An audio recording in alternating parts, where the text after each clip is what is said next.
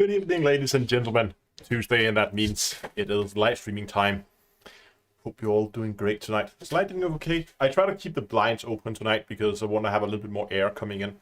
Yeah, we'll see. As I mentioned hello Dave yesterday, and you could probably guess from the title, it's going to be a mining stream tonight, and we're going to go and do some primary core mining. There's been some new visual changes, I think, to core mining. So I just thought, you know what? It's been a while since I've been out mining. I've been running around on foot for months now, or just a month. So about time to do some other things. And yeah, you're absolutely right, Dongle.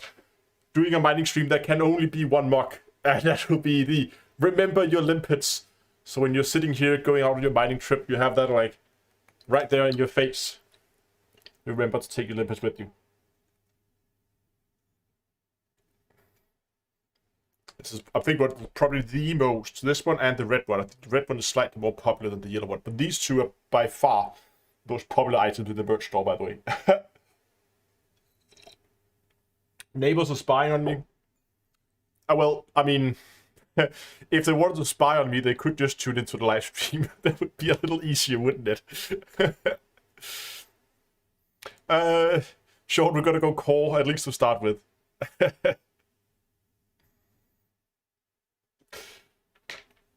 It's not like there's a whole lot of stage secrets going on here. And yeah, they are free. They can spy on YouTube and on Twitch every Tuesday at 7 o'clock in game time. Get some more water. Okay, so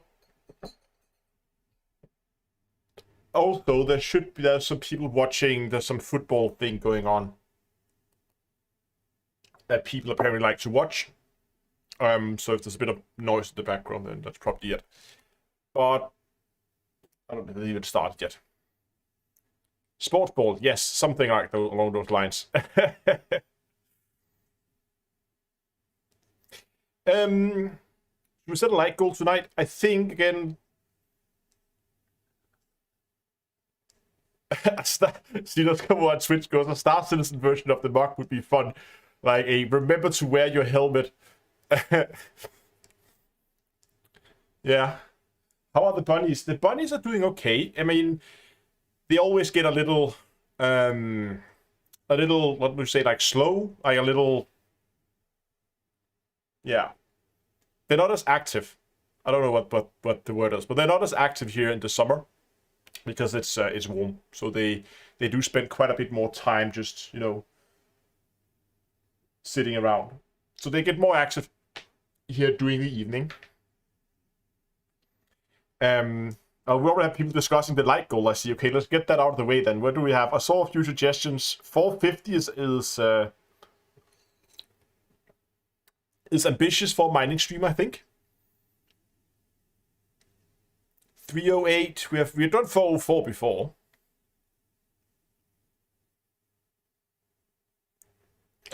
Live on Friday with Star Citizen. Unfortunately, I don't think.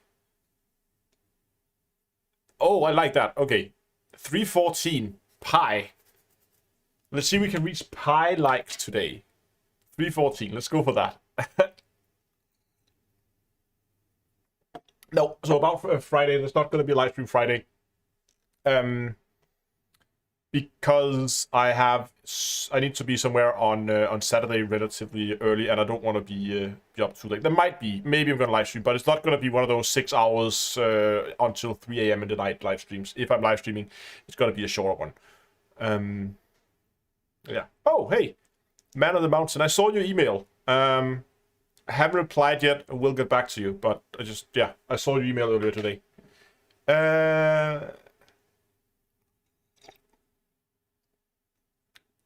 Okay, let's dive into it and let's jump in game and let's begin to discuss today's topic. So obviously we're gonna go mining. So I'm on the North Star. I'm in my Core Hunter. Build is on Commander's Toolbox, by the way, if you're interested. Build guide and Coriolis links, all the stuff. Look at Commander's Toolbox. It is there and it is awesome if you're interested in the build. And location-wise, what I did was I said I was in LP, our home system, and I just went 500 light years south. out of the bubble, away from everything. And I'm out here, and I would assume there's not going to be that many people this far out. So my idea is when we are core mining, I'm trying to go to places where there are fewer people mining, because that means the reserves are better. So this is why I'm moving out of the bubble whenever I need to mine. Last time, I think I went like 1,200 light years out here in like this area out here. I wanted to try and see if I could do it, if it works a little closer to the bubble. So we're only going to go 500 light years from LP this time. So I just one jump out, because ideally, if I could just go one jump out, that would be ideal. So I basically just picked a random system about 500 light years from where I happen to be outside the bubble. Going down is often a good idea. Up and down is often a good idea, because it prevents people from... I mean, people don't go down here that often. There's nothing down here to come. I mean, if people go anywhere, they keep in the galactic plane because they want to go toward Colonia. They want to go in here. They want to head out to like places, stuff like that.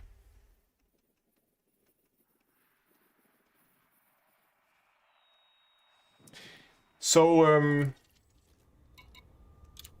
we're going to take our mock, and we're gonna go in here. We're gonna remember our limpets.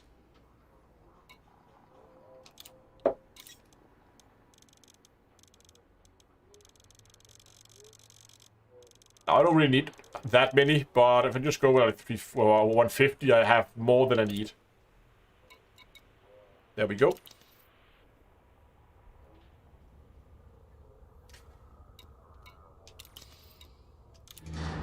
Then let's get this thing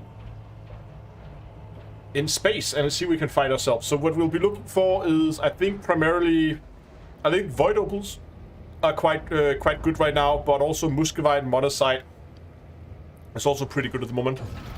So I'll just be scanning all the rings to see what I can find. Look at that. Goodbye, North Star.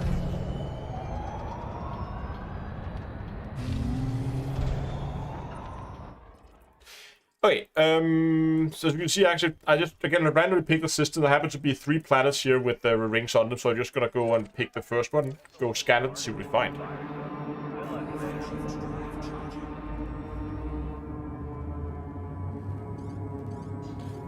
Okay, but again, as always, as we're flying Imperial ships, they're drifting. There we go, that's better. How much does muscovite sell for these days? Hold on, let's go and just, while we're flying here, let's just go and just pull up prices here.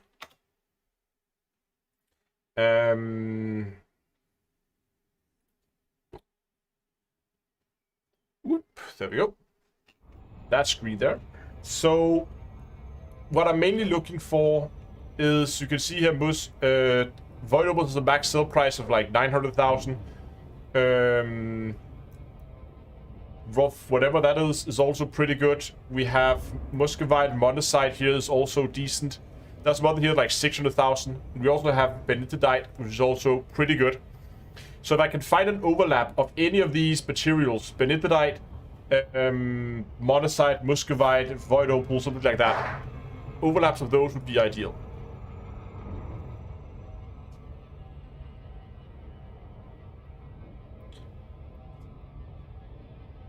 I know that's the max sell prices, and the actual sell price is then obviously gonna be it's gonna be lower because we're not gonna be able to sell all of that at max prices. But it's just a good rule of thumb to know what you're gonna be looking for. Wow. Okay. Hello, Mockbish. Thanks a lot for the 100 Norwegian kroner donation. That's awesome, man.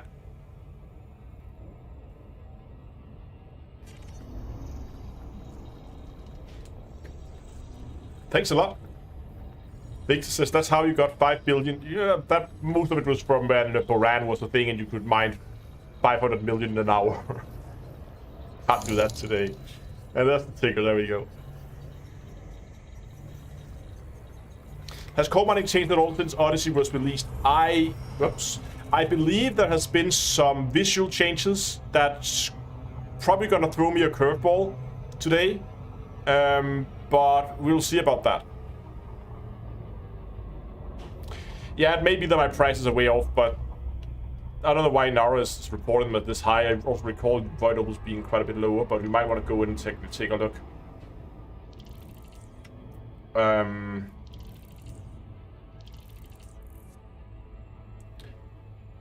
So we're gonna filter carriers, right? So you can see here there's actually only a few places, so we're actually gonna get some decent out of it. Yeah, we're down to 400. For a decent amount, we'll just stop the ship here. Just check the other ones while we're at it. That one. Whoops, that was not. I need to remember to let go of control. And that one. So what do we have here? So here we can... Wow, they're all red. But again, 1200, so that's a little bit better. Muscovite, we can actually find a few stations that sells up in the thousands here for like 600 to 700, so Muscovite is good. Monazite is also decent. There's also a few stations around, so Muscovite, Monazite is probably what I will mainly be looking for today. So I should probably consider whether I actually want to go to this planet at all, given the rings and all.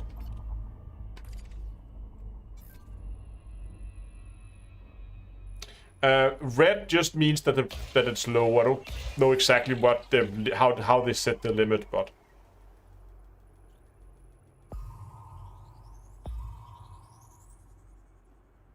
surface scan complete. Those are really difficult to see now, aren't they?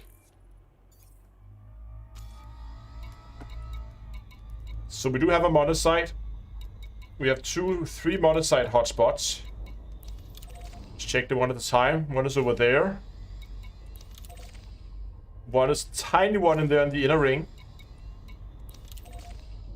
And one is there. So a single monazite hotspot we do have. And it does not really seem like we have any kinds of overlaps here. They're all singular hotspots. I'm just for good measures gonna scan the whole system here. We're not gonna spend a lot of time finding the neighboring systems. I just want to scan this system here, see what we can find, and then we're gonna take the best spot. So far, we do have some monazite hotspots over here that we can go and mine.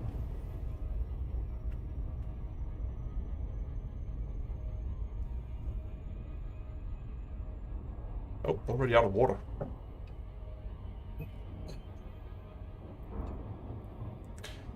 Hit your first 5 billion this morning, congratulations. Fleet carrier is getting close then. Need outfitting. Oh, I like this planet.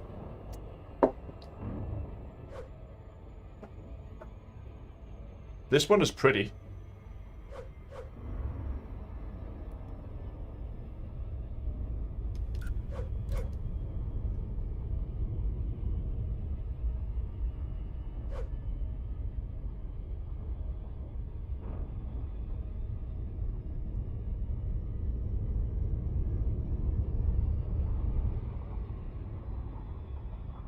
Very pretty.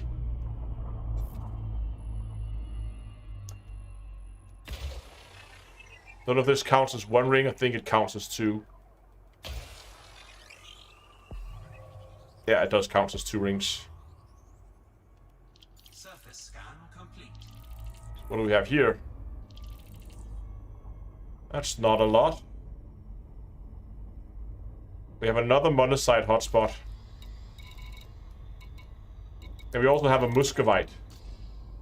Which one was best of those 2 again? Monazite is there. So muscovite we could reliably get for 700.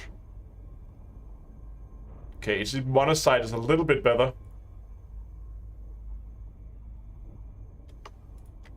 But again, no overlaps. How much does a fully decked fleet carrier set you back these days? There's an easy answer to that. If you go to commandostoolbox.com and you head over here to the fleet carrier calculator, then you can say, what do you want on your fleet carrier? Well, let's say you're setting up like a solo fleet carrier, just something for yourself, right?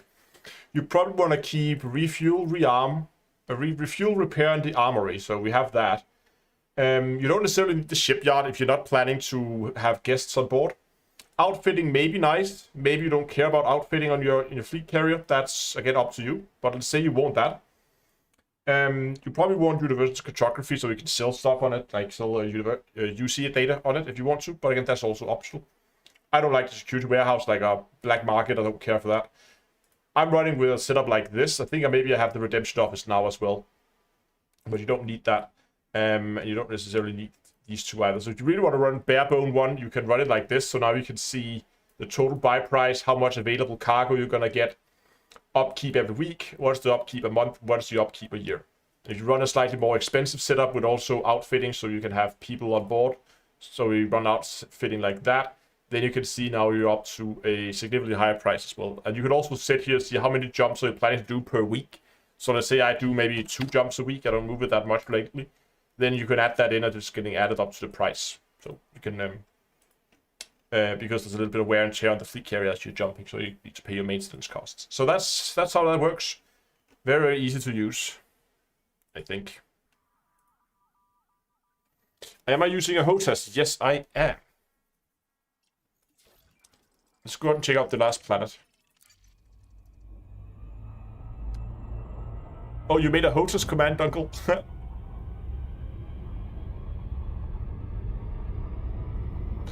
Yeah, I'm not sure about outfitting, if you can use that on your without having it fitted. I don't think you have outfitting available if you don't have it to you do have ship storage available for yourself, but not for your friends.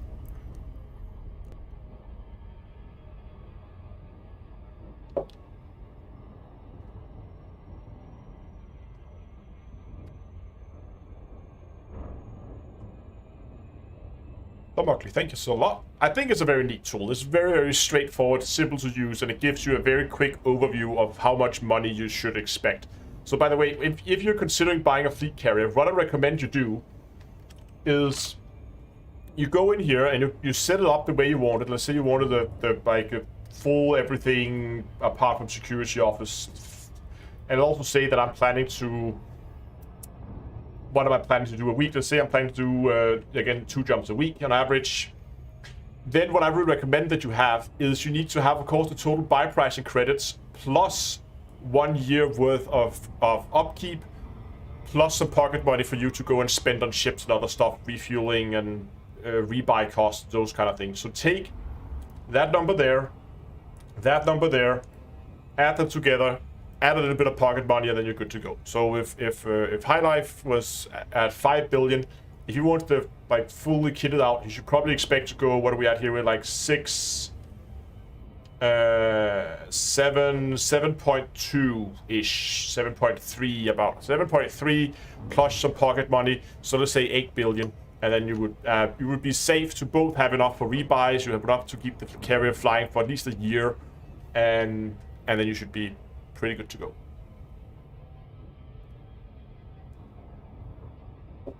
But yeah, I'll say 5 to 8 billion is probably a good it's probably a good place to be.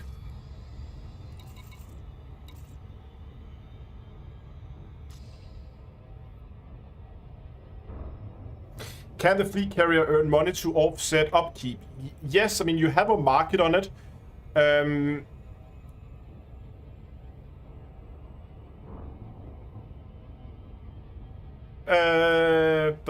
Victor says, hold on, it's just gonna. Yes, the decals for the green lighting landing pads, they are bought with arcs. So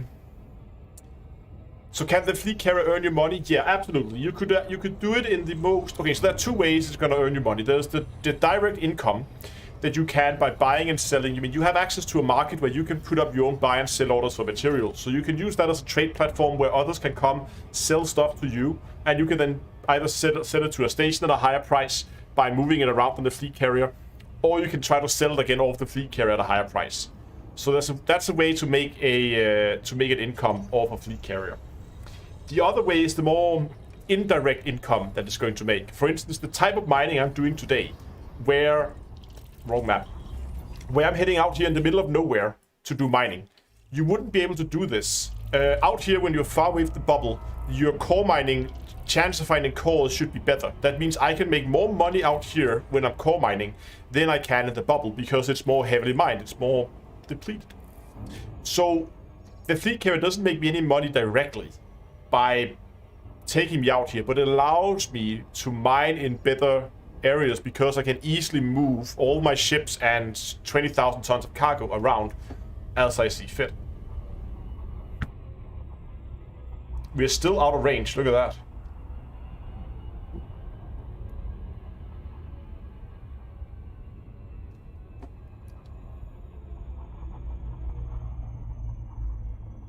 Yeah, you can not buy and sell material. You can buy and sell commodities, so you can't take like engineering materials to sell. Everything you can buy at a station market, you can also buy and sell at a fleet carrier.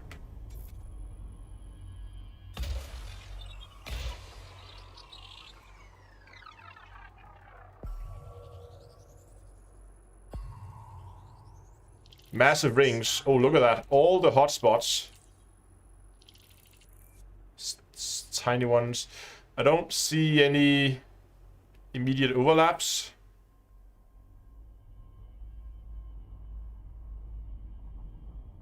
More monocyte.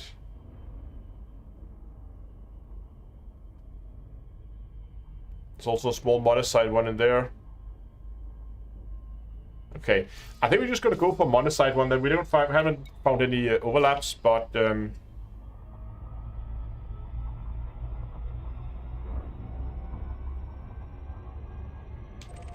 I'm just gonna go for the one out here on the edge of the ring.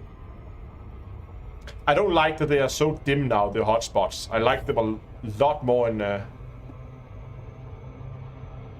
Horizons.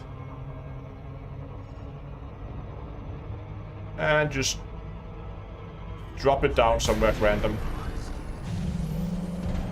There we go.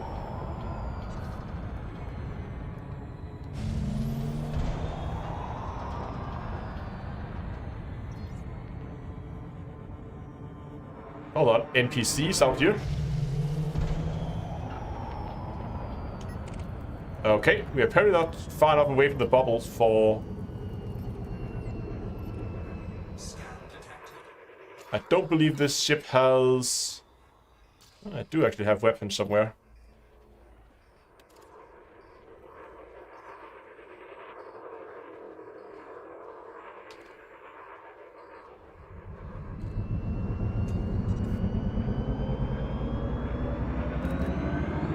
I'm just gonna do myself a favor and get rid of them right away. I love the new shield effects.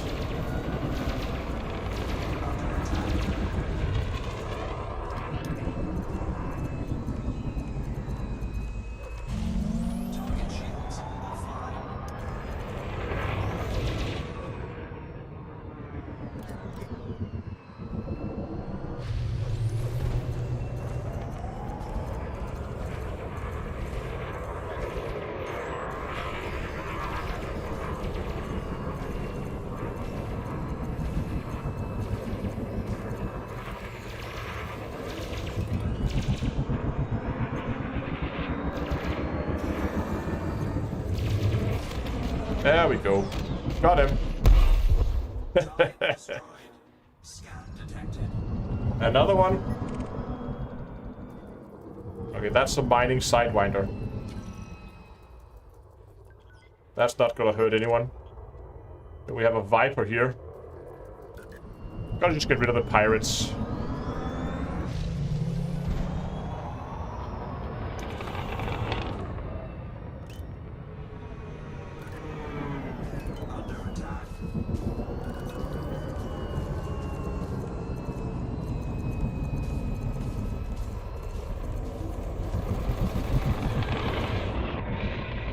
Almost got his shields now.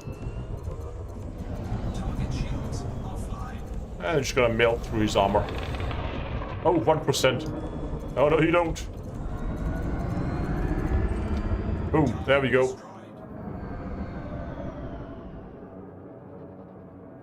Yeah, so the people asking about the lasers, it's just beam lasers, normal beam lasers. The colors comes from a livery option that you can get. And The funny waving effect is because I have regeneration sequence on them. If we go in here and find the lasers, you can see here that they are efficient, but the waviness comes from the regeneration sequence, and that's because when I made these lasers, they were intended for a build that was more focused around fleet mining, where we could go out in groups and mine together. Obviously, that's not as viable today as it used to be. But when mining in a wing, it's really nice to bring regeneration sequence lasers, because that means your lasers are running double duty. They're both offensive weapons in case pirates comes along, but they can also save your friends really, really fast if they get in trouble with their shields. So that's why I usually run regeneration sequence on mining ships. But again, core mining is not really a group activity. So okay. I haven't had a look at the new pulse wave scanner. Let's see how that looks. Okay, looks very identical. People say it should be a little bit easier to use now.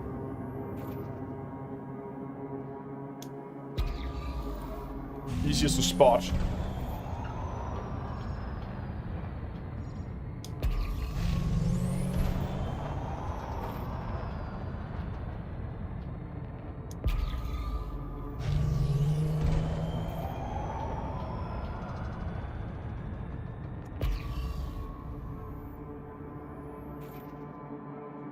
They changed it, then unchanged it. Okay.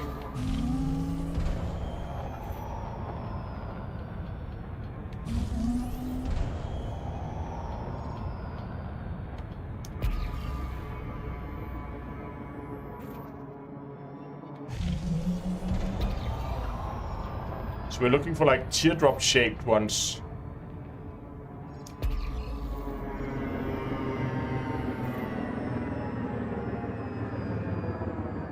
No more black lines. If it's super bright, it's a core. Yeah, okay. So I guess these, like, just a little bit is not cores. They also don't have the right shape. They should be like teardrop shaped here in these rings here.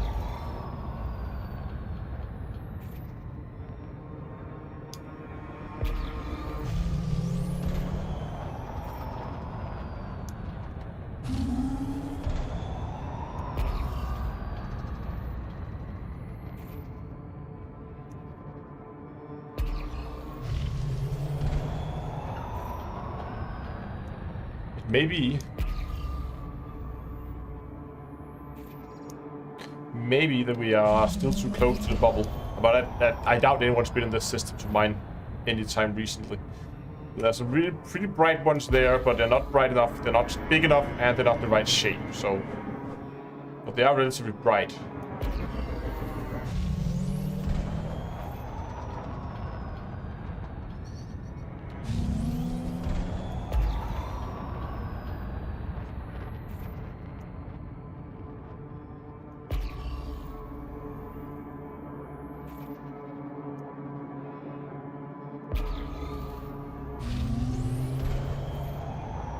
That one's kind of the right shape-ish, but I not necessarily think it is big enough. If we turn on night vision, can we still see the deposits on the surface then? We should be able to. Oh yeah, see, look at that. There. That's a fissure. So this is a core. It's not that bright.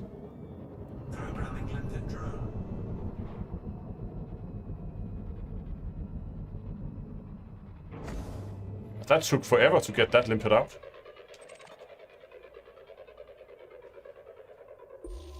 And it's monocyte. Let's go. I have put myself in the right corner so you guys can see the UI. That's good.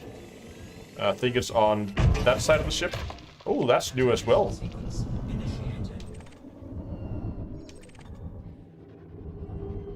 They look different. Put a medium in there. We have here a high strength with a high yield charge in that. Low strength. Let's begin to just put lows in now. We are getting pretty close to the limit here. Where do we have left? Okay, that's still a few. We have time. Not quite. We're so close though. Low strength, low yield. There we go. Optimal yield. Okay, I want to see how much damage it does, so I'm purposely going to stay a little closer. I think one of the things they changed was that they do a lot more damage now, and I want to test it now before I fill my cargo hold up with stuff and things.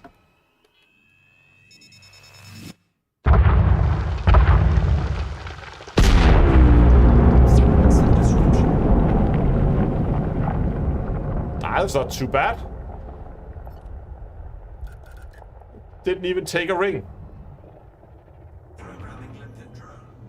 Programming limpet drone.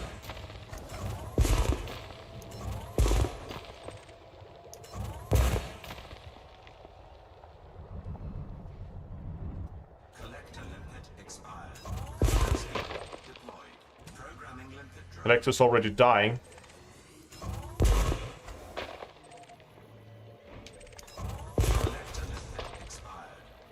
What are they dying?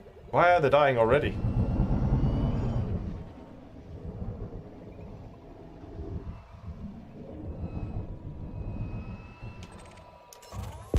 Oh, that's gonna miss.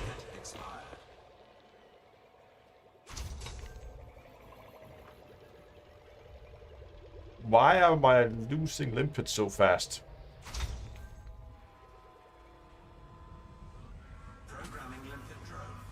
Hold on, I need to begin to follow my limpets around to see what they're doing.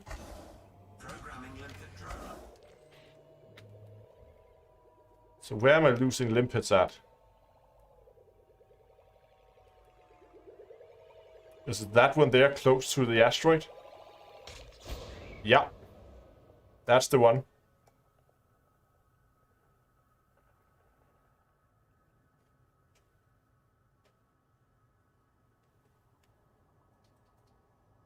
I haven't checked if collisions still give you multiple registers. I haven't checked that. Yeah, the abrasive... I mean, all the different things now look a little... Look at that. It looks like too high contrast here with night vision on. Looks a little weird.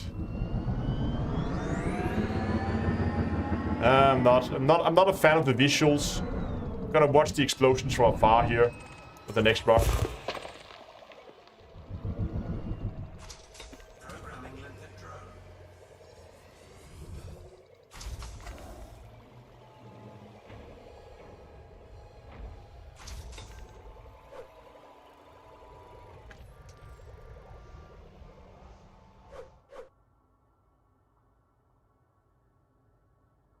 The rocks look a lot more,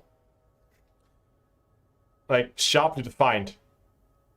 Like, the edges look much sharper on the rocks. Looks more blocky than they used to. Not as glossy as I recall them. That may just be me, because it's been a while since I've been mining last. Okay, let's go and get the last surface components. Oh, there's one. There's two there, actually, in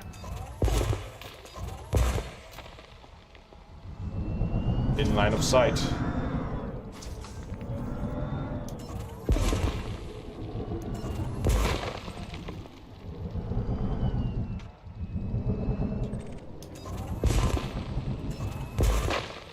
I mean, look at those rocks there. That doesn't look good.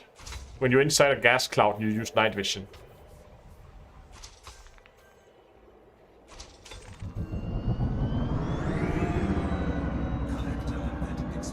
And my limpets are dying left and right.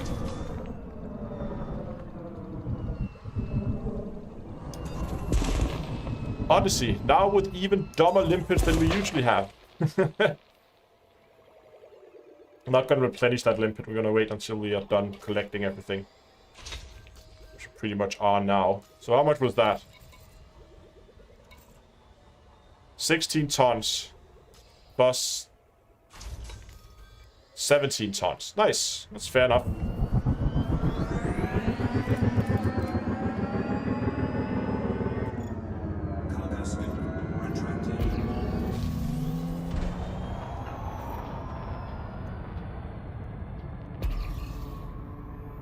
So it's not as easy, I think, to spot the rocks as it was before. Is this spot a double? No, it's not. Easier. Yeah. Then right, some limpets are immune. Are all limpets immune to point defense? I don't know. Oh, what about that one there?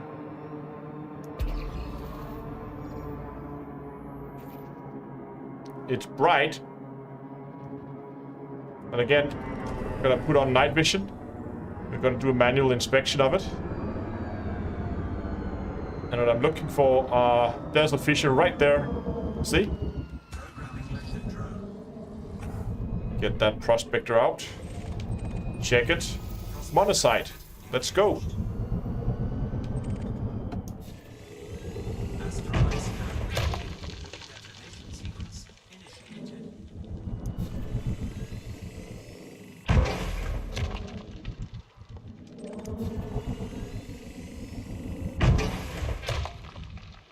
Okay, we're getting close now. We have here high strength. I think it can take a medium. Definitely could. Another high strength. Just gonna put a low in that. Just gonna put lows from now on. It's not enough. Low strength. Okay, this might be a little dangerous. Do we have average strength? Let's use that instead. Put a low yield charge in there, and we're at optimum. Perfect. Right. Let's get some distance. Night vision off so we can see it in its full glory.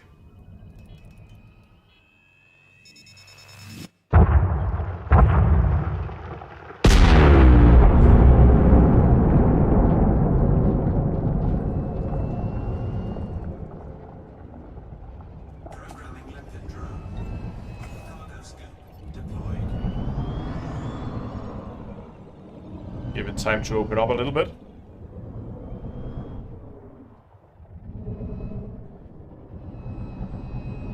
I would agree. I like the explosions better in Horizon.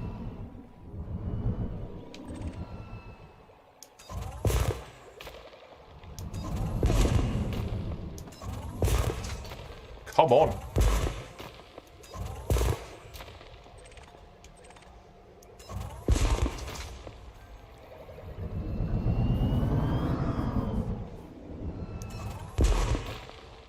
Jesus, what am I hitting?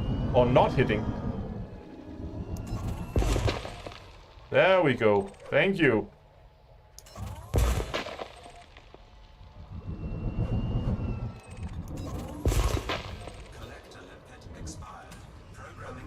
Good, I bought extra limpets. I mean, one thing I've learned so far is you use limpets fast now.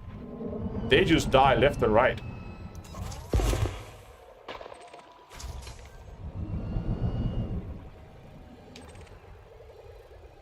Oh, I want to see if they fixed the bug here. Hold on.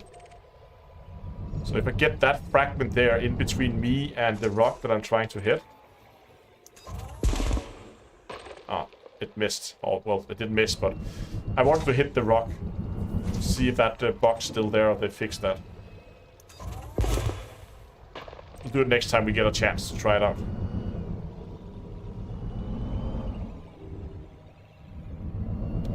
Is this the clipper for core mining? It is indeed. It is the core hunter. I think I'm done. Oh, there's one left, but I'm gonna give the limpet a little bit of time to catch up.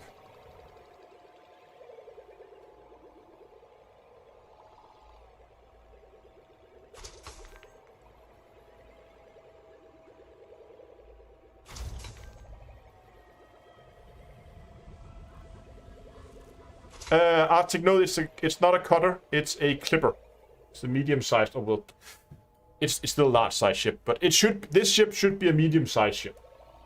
I don't know why it's a large ship, doesn't make any sense. It, for all intended purposes, feels like a medium ship, but it's the smaller version, clipper.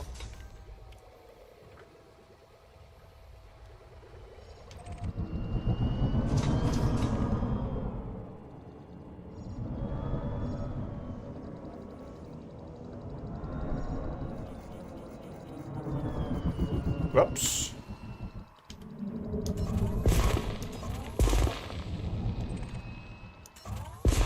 Ah, come on. There we go.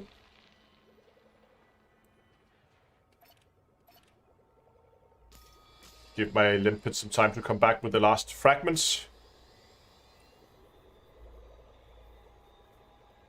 Engine pods probably don't fit on the... Yeah, it might be that it's too wide or something like that.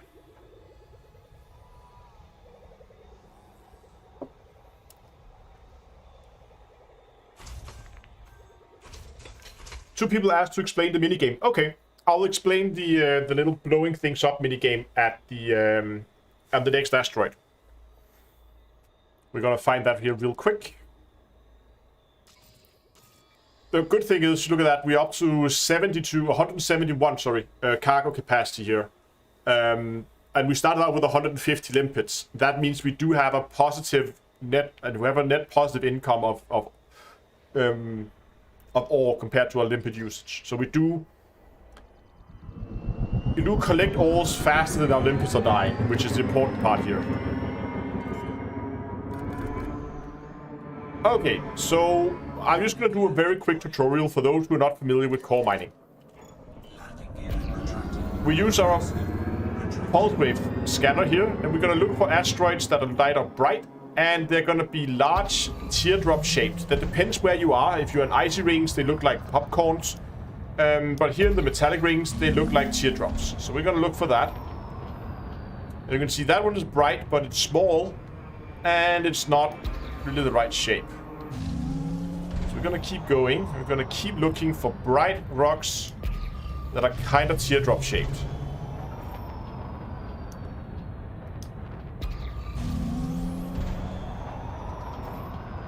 And it can be a good idea to sometimes look quite deep, go far, because the rocks you can see that light up at a long distance is often the ones that will also be very bright if you get close. So I can see this one quite far away, so I'm just going to go down and check it. But as you can see, as we get closer here,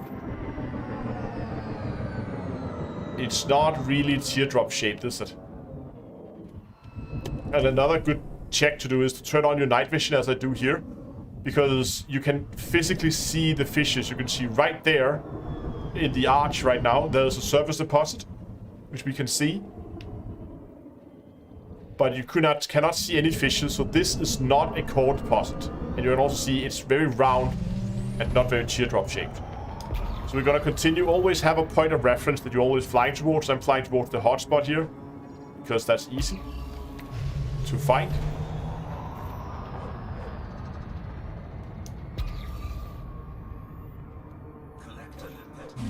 Collectors are dying, it's fine.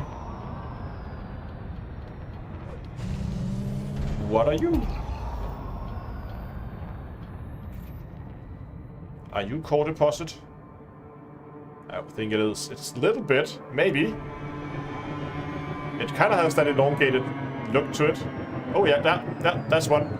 You can see those patches there. That kind of looks like some kind of growth on it. We have one right here in the arch. That is a fissure.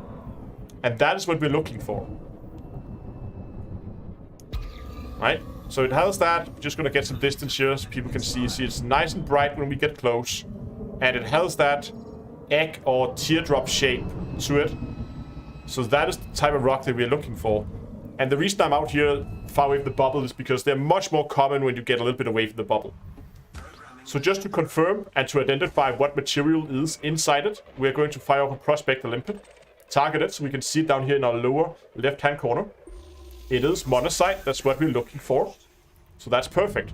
Now you can see these fishes that show up on the surface. I have one target here. You can see the little icon, the orange icon underneath has a little surface with a little crevice in it. That is the fissure icon. Now, these comes in 3 different strengths. A low strength, a low, high strength, and average strength. You can see them here, right, on the right to the screen right now. So this is an average, there's a low, and there's a high. So they come in 3 different strengths. And each asteroid has like some hit points. And the hit points numbers vary. It's not a fixed number. But the hit point, they can have like a certain number of hit points, and you need to hit the right number of hit points within a range. If you hit too much, you're gonna crack the asteroid too much, and you're not gonna get a good yield. If you do too little, you're not gonna be able to crack the asteroid open. So too much power, and you break the asteroid, and you break the all. You open the asteroid, but you break a lot of the good stuff inside. Too little, you can't break it open. So you need to hit that sweet spot. Now, the different strengths on them means how strong is the asteroid in that location. So this is a low strength fissure. That means a detonation charge set in a low strength fissure will do more damage than the same charge set in a high strength fissure. So this is basically how resistant it is. This is a low resistant fissure. And I'm just going to point this out here, not going to fire one in. You can see I have my seismic charge launcher. And I can charge it up, 1, 2, 3. That's a high yield. You can see the 3 little bars there at the center UI. That's a low. That's a medium. And I could keep going, and that actually would be a high, right? With all 3s. So what I will do is I will just find fissures, and I will charge up, and I'll put high strength in it. Boop. And you can now see the little graph there in the upper right corner. You can see my charge levels fluctuating around a little bit. I'm hitting for the blue zone. I need it to be in the blue zone, and I have a timer. I have 2 minutes to get my charges set before they begin to detonate. So I'm about halfway, and it was a low strength, so I can probably put a high yield and a high strength. So this is going to be with a high yield. High strength fishes have more resistance, so we're getting closer there.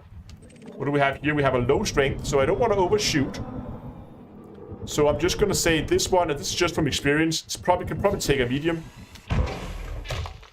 There we go. We're now very close. So now I'm going to switch over and only do low strength or low yield charges. So low yield. And there you go. You see we're now nicely in the blue. You also have a little blue check mark there next to it. Let's say you are now in the blue zone. And it also says optimal yield range underneath. So everything is good. That means we can now go over here. If you overshoot, you can go in and disarm your charges here, by the way. But for now, we're just going to go. We're going to click detonate. And then we're going to sit back and we're going to enjoy the fireworks. Keep an eye on the upper right-hand corner. I see 15 resource jumps were freed. If I had overcharged it, if I got up to the red zone, I would only have gotten like 6 or 7. But I got 15 this time, which is good. It was actually a really good deal for this rock. So I'm going to fire off my my collector limpets over my cargo hold, and here you can already see we have now some surface deposits that we can shoot free with our abrasion blasters, and we have a number of free fragments that were already cut loose as we exploded it. So we're gonna give our limpets some time to go out and collect some of those free fragments. Wow. And we're gonna get our abrasion blaster, and I'm basically gonna target them, aim at them. It's a fixed weapon, and then just shoot them loose, which gives me another fragment. Now, these are different fragments than what you're used to from laser mining. Look at this. Look how big those fragments are compared to limpet. These are like super chunks, and these chunks give a lot more material than the fragments you might be used to from your laser mining, if you're just doing standard laser mining. Added on top of that, core mining materials are often a lot more valuable than normal laser mining materials. Often, not always.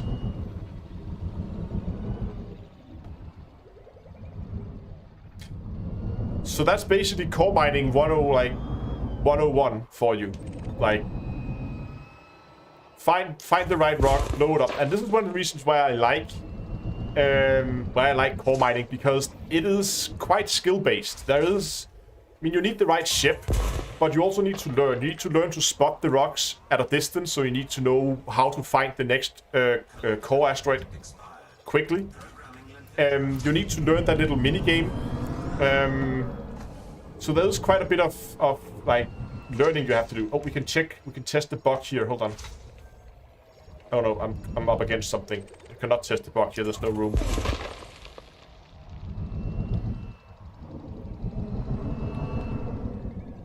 So this type of mining is a little bit more involved, but it's also a lot more fun. And even though laser mining, something like platinum in an overlap, is probably more profitable in terms of income per hour, I find this a lot more enjoyable because it actually requires me to use my brain a little bit. Laser mining does not. Laser mining is fine if you just want to switch off completely and just sit, fly spaceships and mine a little bit of asteroids at the same time and watch some YouTube or something. This is much more involved. Fire groups. So I have basically, I can see running 4 fire groups. My first fire group is my prospecting group. This is the one I have my pulse wave analyzer and a prospector. That's the one I use to locate rocks. The next one is then, what is the next thing I need to do? Then I need to crack it open. So I have my collectors ready so I can begin to launch those out. And I also have my seismic charge launcher. The third group is when I need to begin to shoot down the fragments. So I have my abrasion blaster. And again, collect the limpets so I can put out my limpets whenever I need to. And the final group is then beam laser as well as detailed surface scanner. So this is like a combined group that I use both to prospect rings, but also to take down pirates if I need to. Okay, we're done here. Let's move on. So now I would go back to my... There we go. Nope, that one. Pulse analyzer and prospector. Gonna close my cargo hold. And now we can begin. And I can begin... Oh, hold on. I still had a fragment. And I can now begin looking for the next asteroid. So I'm just gonna fire my pulse wave scanner.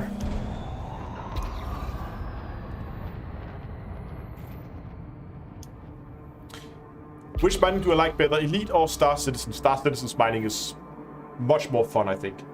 Because there's a real element of risk in it. I mean, you see even these rocks here, even if I put my face right up against it, it didn't even take down the ring. There's not really that much risk in mining in Elite. And also, like, in Elite, if you have the right tools, there's a building you can do with the ships. But if you have the right lasers, the right tools, you can't engineer all the mining equipment. If you have the right tools, you're fine. But the mining in Star Citizen requires a lot more consideration of what laser to bring, depending on what material. So if you're mining a highly volatile material, you might want a very stable laser that has a very stable output. But if you're mining more like inert material, not inert material, but more like non-volatile cargo, then you might be okay with a more powerful laser that's also a little bit more, well, unstable.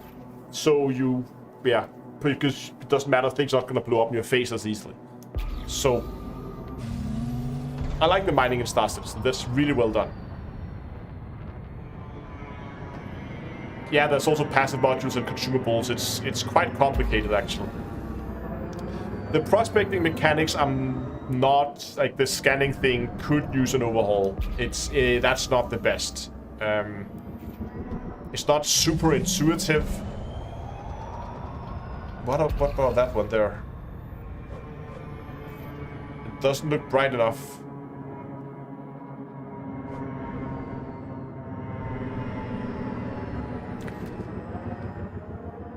But again, it really depends. See, I'm looking for the fishes here. No fishes. It really depends what type of mining I want to do. Because, again, if I just want to switch off, then laser mining in Elite is a lot more relaxing. But if I'm looking for a bit more of a challenge, then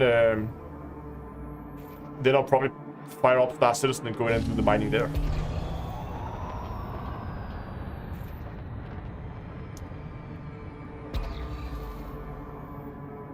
Yeah, I know they're doing a scanner update in 3.14. It's gonna be nice. Oh, see, that one is teardrop shaped, but it's way too small, right? So it has the right shape and it's bright, but I think it's way too small to be a core asteroid. See, kind of right. It's a little cheeky one, but there's no indications of these fishes on the surface.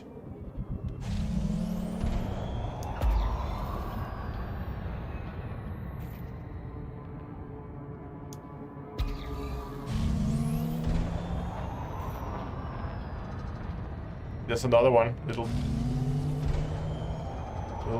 fake core there.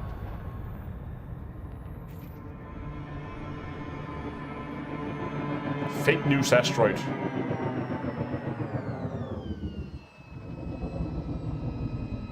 Again, it's too small. Do we watch the Euros? No. I don't care much for football. I don't care much for sports in general. I mean, don't get me wrong, if Denmark end up coming in the final, then yeah, I'll probably watch it. But oh, see that one right there? I could see it at a distance, and it has the right shape, so I'm pretty sure that's a core asteroid. Spotted that there at a distance.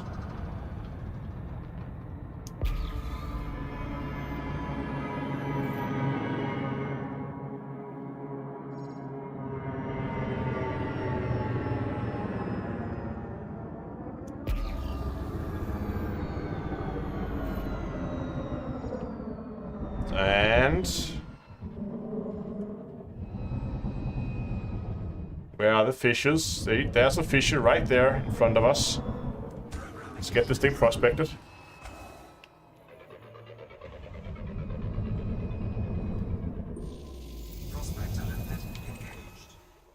Oh, Painite. So, in this case, we got a Painite.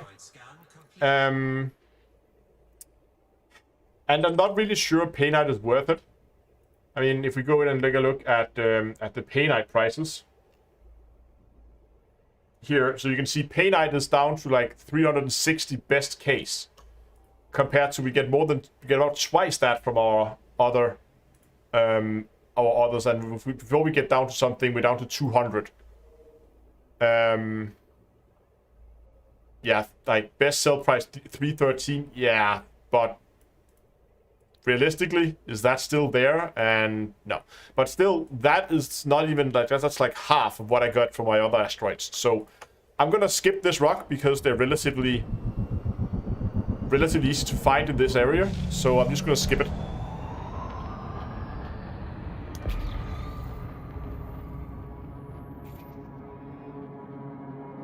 What about that one there? It's bright, but I don't know. It doesn't look like the right type of rocks. Maybe I'm just looking at it from a weird angle. Oh, I was just looking at it from a weird angle. There's another one. Right around the corner.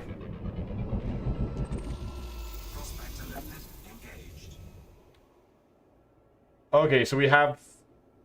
I don't know how to pronounce that. But I recall it being relatively valuable too. Yeah, so here we're looking at like down to 550 for decent one. I mean, it's not monocyte levels, but it's okay. Were you planning on selling? Don't really have a plan for selling. I'm gonna mine this one. Right now, I'm just basically stockpiling it all on my fleet carrier, and then someday when I feel like I need to cash in, then I'm gonna figure out where I want to sell. But for now, I'm just stockpiling it on my fleet carrier. Oh, we're already close on the graph there. Gonna begin using low yields.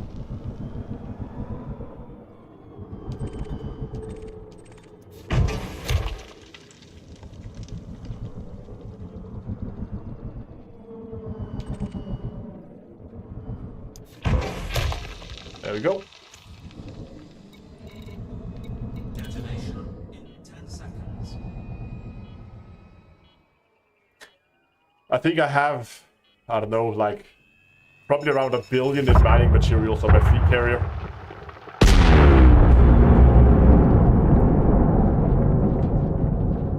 Someday, when I need a little bit of money, I'm gonna sell it.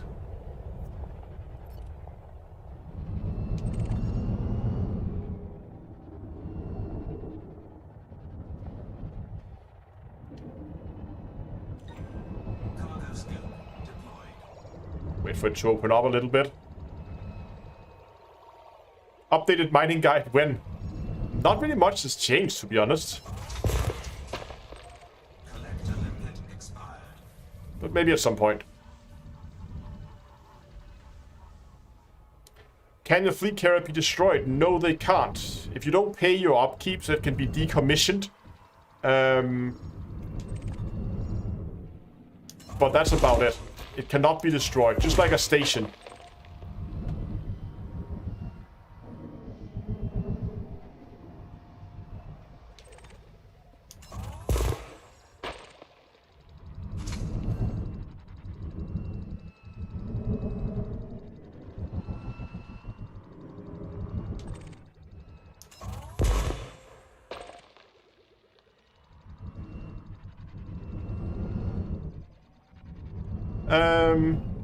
Poop out, I'm playing in solo as I always do during live streams. Oh, right, all my limpets are expired. Oops.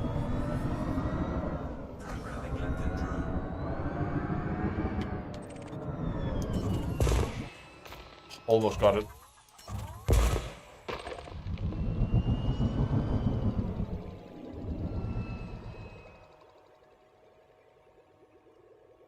If FD would agree to implement one change to mining, what would I ask for?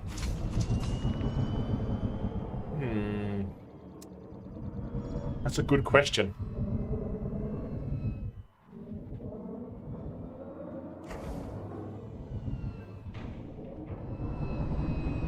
I don't know, actually. Because I'm thinking what type of mining is the most dire need of balancing.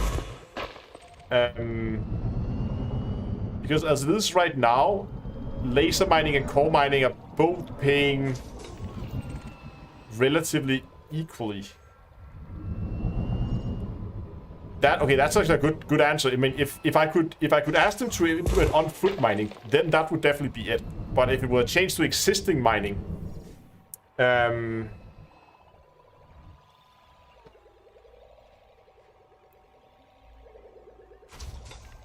it would probably to make us some kind of buff to subsurface mining again, because subsurface mining is super fun, but you really just need to like relog on the same rock over and over and over again.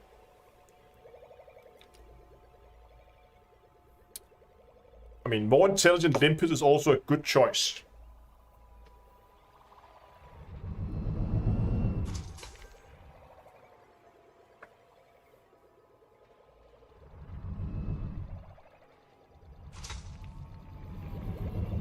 I think it would easier to spot asteroids. I mean, that's just a player. That's just something you have to learn. That can be learned. What you can't learn is to prevent your limpet from destroying themselves. They will do that no matter what you do. Jesus, there's a lot of fragments here. I'm just gonna put myself somewhere central. Oh, all my limpets are dead again.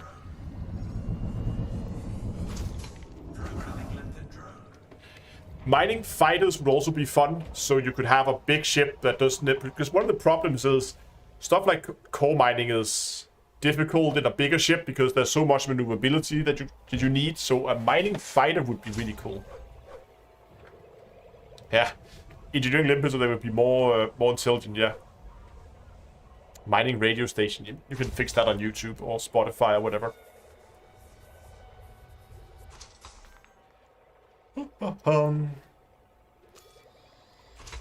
Where we at in terms of cargo here?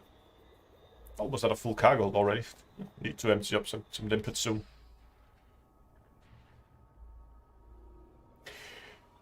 I actually think that it would be the market. I was just requesting in chat. I think that would actually be it, because that's the most of the mining is actually, it's okay where it is. We could make some minor changes here and there, but the most frustrating part of it is the new selling. The fact that it is so unpredictable to find good sell locations for your materials. I think that would probably be one of my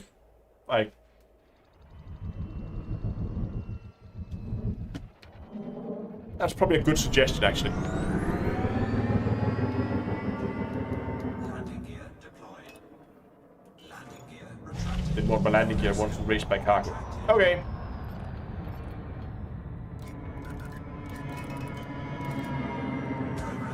Oh, oops. At maximum capacity. Cargo skip retracted. Okay, let's see what we can find.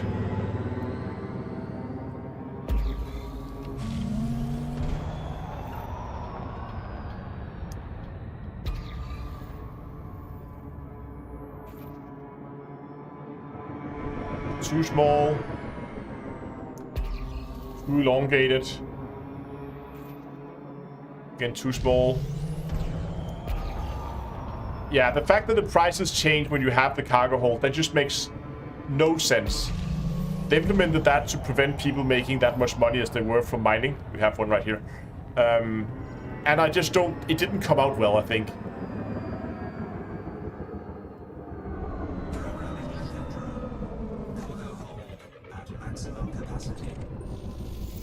Monocyte. Nice.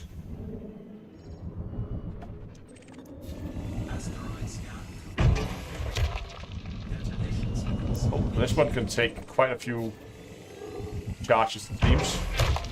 Gotta be a little aggressive on this one.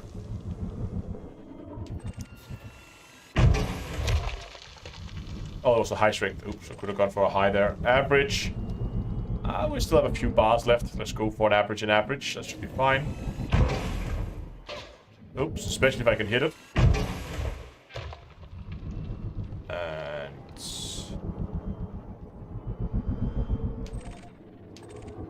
high strength. Let's just put a low in it. It's not enough.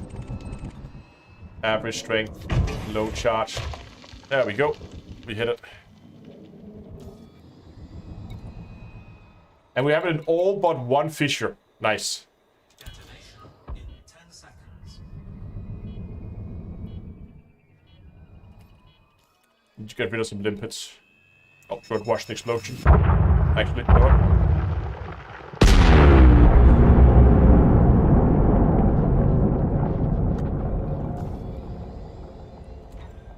Cargo scoop deployed. Just gonna dump 20 of them. Look at this. There.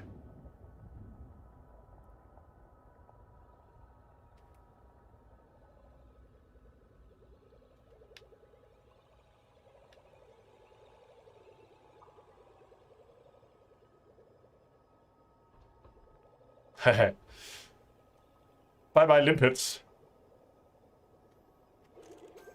And we're halfway there to the light goal. That's nice. So while we're gonna shoot up this asteroid, do remember that the light goal today is at 314. It's at high. And if we can get there, I will of course be setting up a discount code for you guys on the merch store. You can find that at d2eastore.com, where you can get yourself t-shirts like the one I wear today. You can get yourself mug. So if you like mining, you need your Remember Your Limpets mug, which you can get at downtwithstore.com.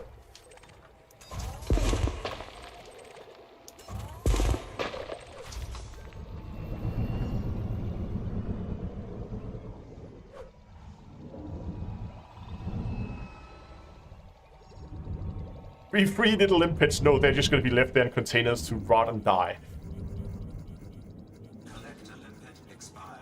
Programming limpet drone.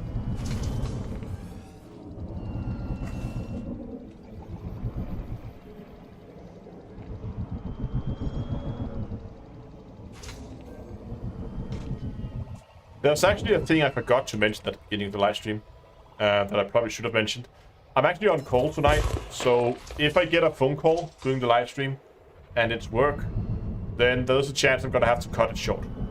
Probably should have mentioned that in the beginning. Oh, come on. There we go. Did I get all of them? One left.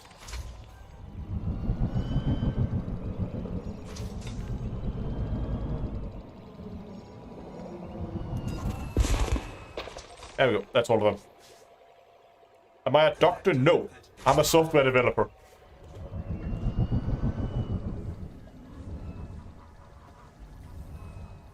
So we have people at work that is actually at work monitoring, constantly monitoring all the systems.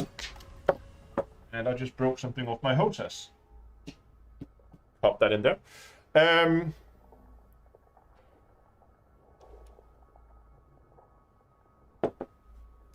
What happened to all my limpets? They all died. But we have people at work that are sitting monitoring all the systems, and if something happens and it's a system that I'm on call for, I'm not on call for all the systems, Then they will call me up and say, this thing is broken. And then I will say, okay, let me fix it real quick. And then I will fix it.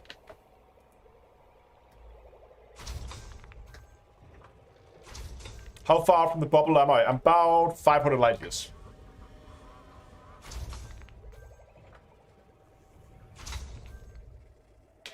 And we're done. Moving on. Cargo scoop retracted.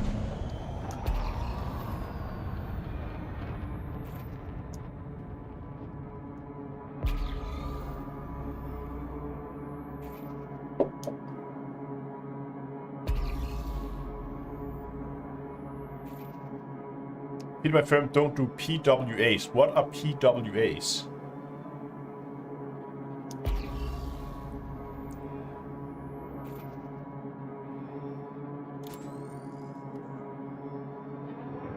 Are you core asteroid? No. Ah, pulse wave analyzer. Right, I was thinking in relation to work. I'm like, what does that have to do with work? But yeah, of course. Do you think they will add new ships ever? I think we are gonna see new suits, or at least new weapons. Have you noticed, by the way, if you go into the shop in Odyssey and you want to buy weapons, and you go for the little selection thing you have down in the corner, where you can filter by manufacturer, there are 2 manufacturers that are grayed out. That means there are at least 2 sets of weapons with probably like 4 to 5 weapons per manufacturer that has not been added to the game yet. So those, I think, is much more likely to come in the future. And I think we're going to see that first, and then hopefully also SRVs. Did I miss a core?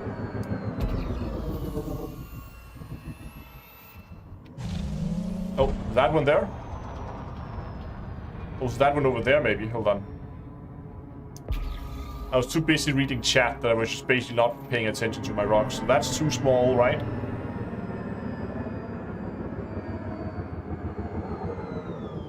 Let's see.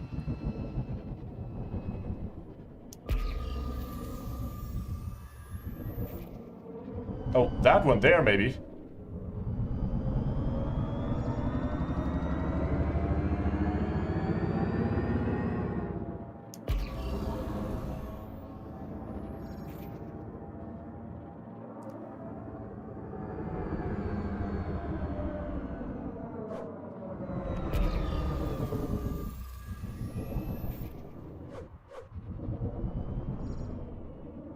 Oh, there's, yeah, this one is, that's it.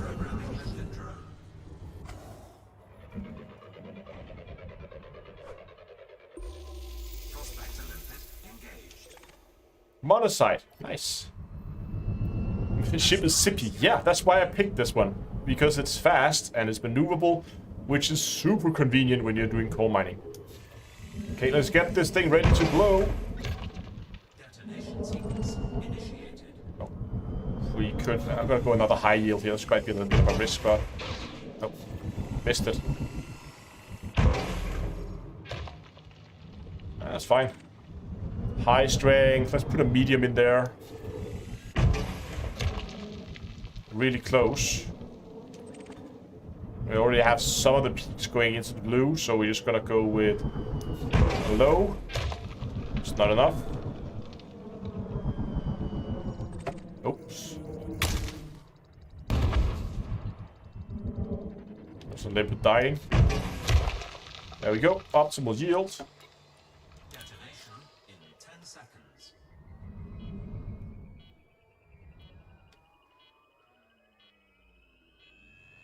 Now look at this, sitting right next to the asteroid almost, with no pips to shield.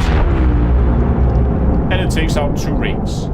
So it can do damage if you remove all your pips from shield, but again, you really shouldn't do that when you're sitting close to things exploding. And you can see I only have like 500 shield hit points, so it's not really even that tanky of a ship. Oh, cargo. Ration blaster.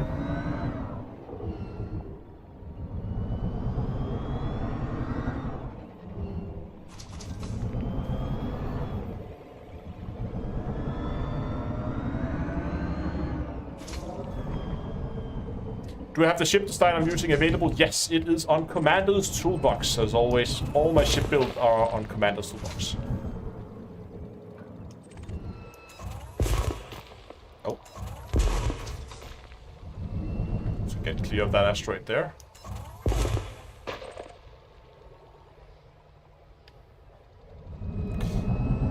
And again, while we're just flying around here, shooting out fragments, another reminder that I would really appreciate if you go down and like the live stream. It helps a ton with the YouTube algorithm, and if we hit the like goal of 314 likes today, I will be setting up a discount code for you guys on the merch store. Also, I would also be very happy if you would consider subscribing to the channel. It helps me out a ton. And especially if you want more Elite Dangerous and Star Citizen content, then this is the place to be.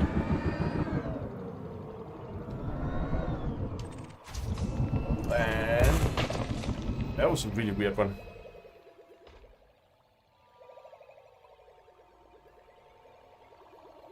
How big is the cargo size in that clipper? It is... You can't see it for the interface, but it's 192. And I actually need to get rid of more limpets here. Dump another 20. 21, I guess.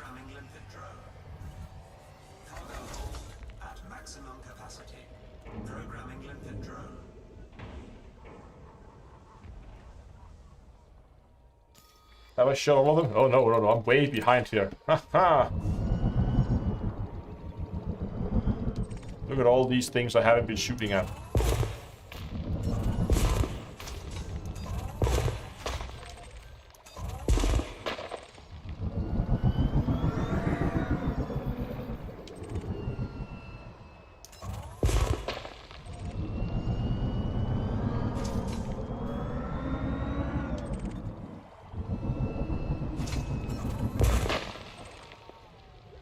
There we go.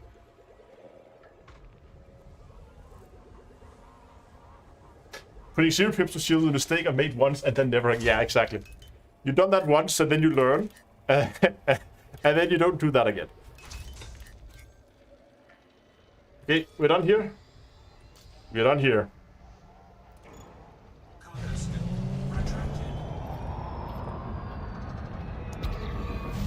Back to pulse of analyzing and maybe pay a little bit more attention to my flying this time.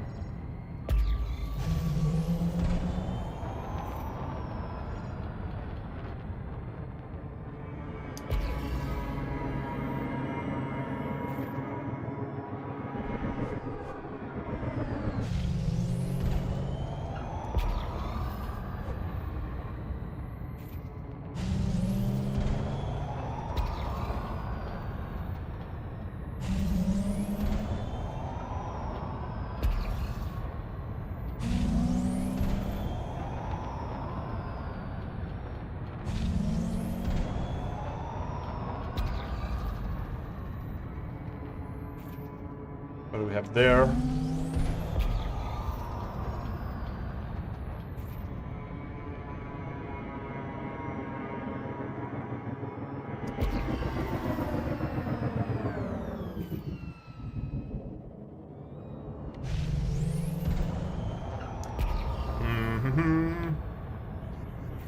Oh! Just gonna save my limpets there. Do a barrel roll.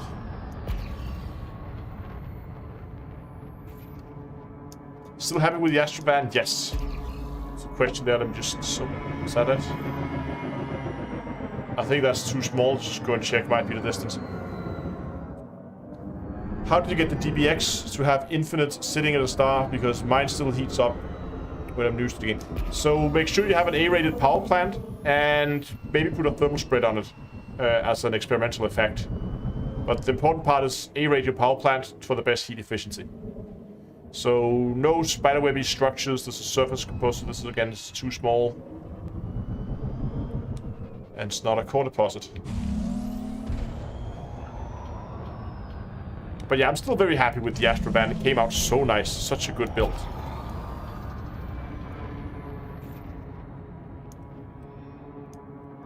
And as you can probably guess, I did manage to finish all my my engineering unlocks. So So now I have all the engineers unlocked, apart, of course, from the smear campaigns. So I'm just waiting for Frontier to fix that, which I hopefully should do tomorrow.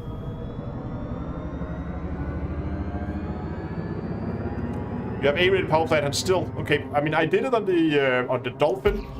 I think you can do it on the Diamondback as well, but maybe not. Do you read messages to my Patreon site? I tried. Yeah, okay, so I do, but problem is the Patreon has stopped sending me email notifications when I get it, so I don't go in there every day to check. But in general, yes, I do, of course, read those emails that I get in there. But I don't know why they stopped sending me notifications about it. How many ground engineers are there? There are 9.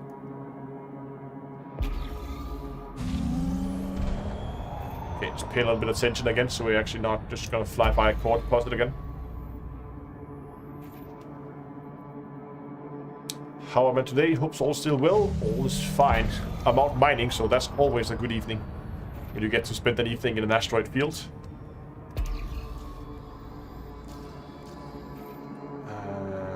Oh. Something hiding behind this rock. I just spotted something. Oh, tiny one. Never mind.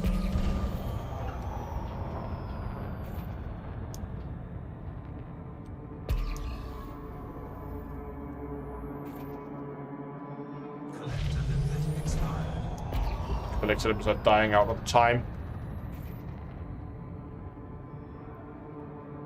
Oh, that one there. Size and shape looks about right. Let's see if it gets bright enough. Yeah, there we go. We got one.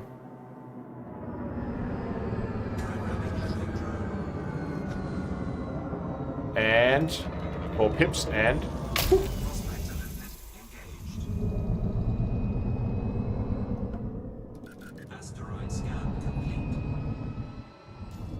Probably targeted that limpet. Monocyte. Nice. This is some good mining out here. How long have we been mining now? For like an hour-ish? Oh, not the abrasion blaster. Hold on. Seismic charge launcher. There we go.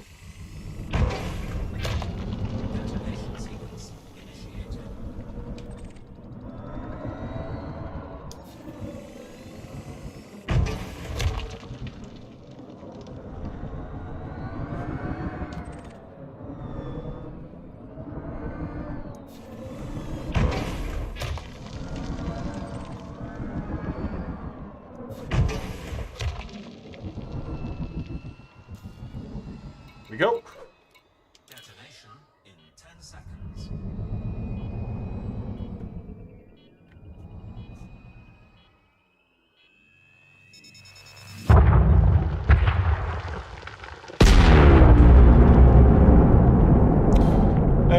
People on Twitch asking about sharing key bindings. So the problem with sharing key bindings is I'm not using the same. I'm 99% certain I'm not using the same throttle as you are. I'm using the first throttle that they made. This one. And that means even if I shared my key bindings, you wouldn't be able to use it because you have a different HOTAS.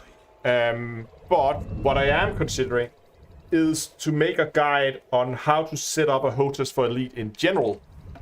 So not just like the setup I have, but what are the process I go through when I set up my HOTAS, right? So it'd be like, which order do you set up things, and what do you need to consider when you're setting it up? What do you put where? Those kind of things. So so it would be something like, say, I recommend you put these things in a convenient place, often on like your front and center on your stick, or easily accessible somewhere on the throttle itself. Something like that. I don't know, but it's a longer project to do that because it requires quite a bit more prep work.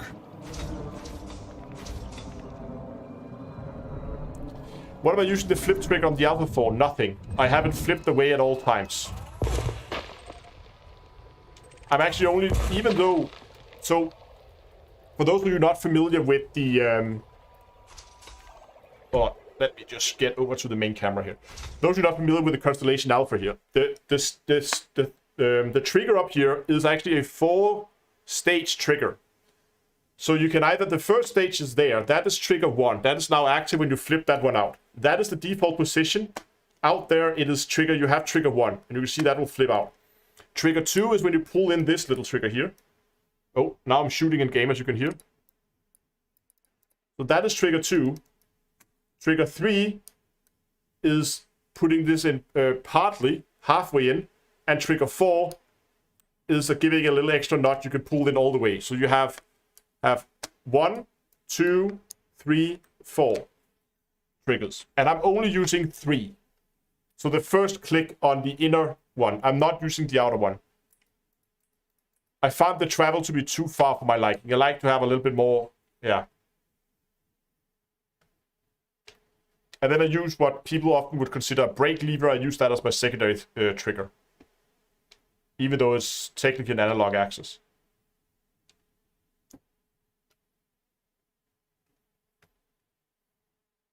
Should probably get back in game, shouldn't I? There we go.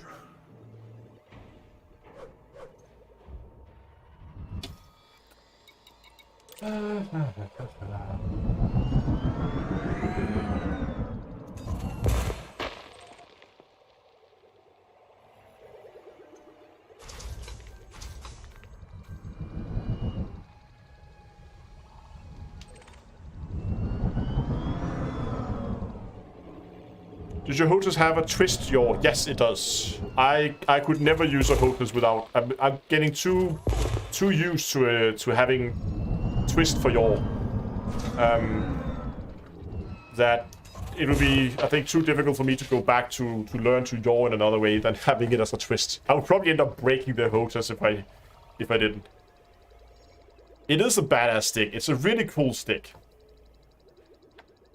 I'm really liking it. I mean. So my secondary trigger, in case you're wondering, is this one down here, which is an analog axis, but I use it as a secondary trigger. There's also a little button there. And this one I often use for... sometimes I use it also as a trigger. I think I use it on the SRV, where it feels a little bit more natural there for some reason. But yeah, there's buttons everywhere. Okay, let's jump back in game and let's go and find yourself another rock. Are we getting close to a full cargo hold here? Yeah, we're getting there. We need like 4 more rocks or something like that. I don't know. Probably a bit more than 4.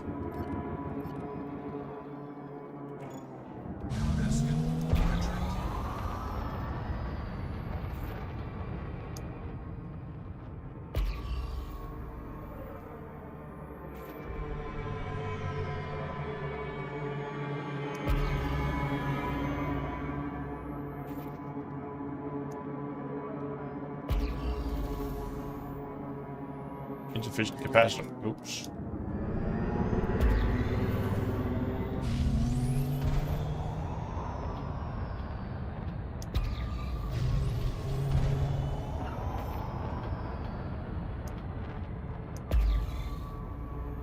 Yeah, of course, the obvious choice if you do not have twist for yaw on your joystick would be to have pedals on the floor. But I think me and the bunnies disagree how long the cables for foot pedals should be. Personally, I prefer the cable to be all the way up to my PC, but I think my bunnies prefer the cable to be about that long. And they will chew through that cable in no time. So, yeah. No foot pedals for me.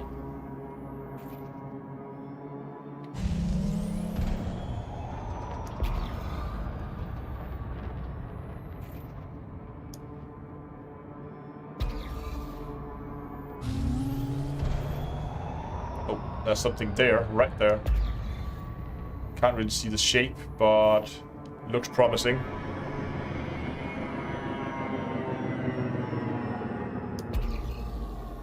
Looks very promising. Or maybe not, actually. Then we get close. Now it looks kind of off. Yeah, no, that's not it. Oh well. Moving on. Can racing wheel panels be used? I mean, if there's no cables below a meter from the floor, half a meter maybe, then sure. But if cables at ground level, then nope. Everything needs to be tidied away.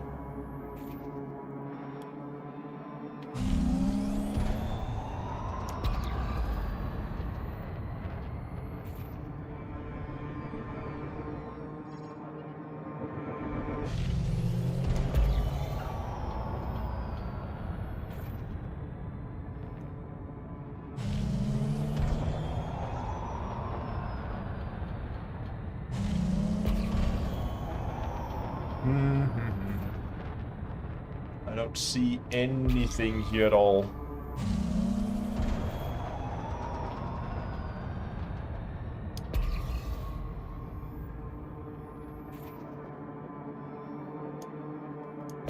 Oh, what's that? Saw something out there. That one there is way too big. What about that one there? No. No, that's not it. Same type as the one I saw before.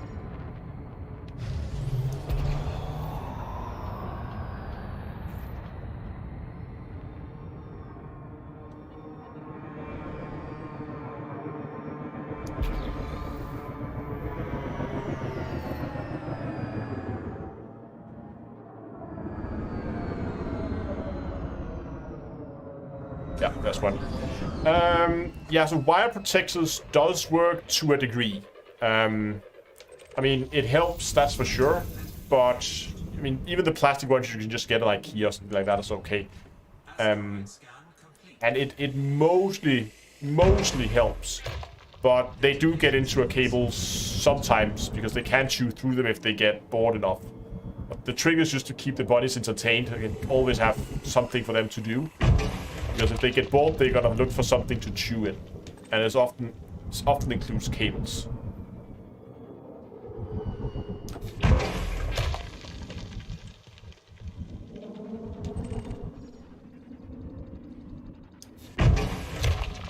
There we go. Detonation in 10 seconds.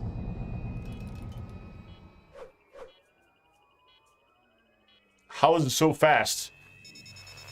Big engines and lots of engineering. Kaboom. Oh, it's so loud. Go, Olympics, go! Cargo scoop deployed.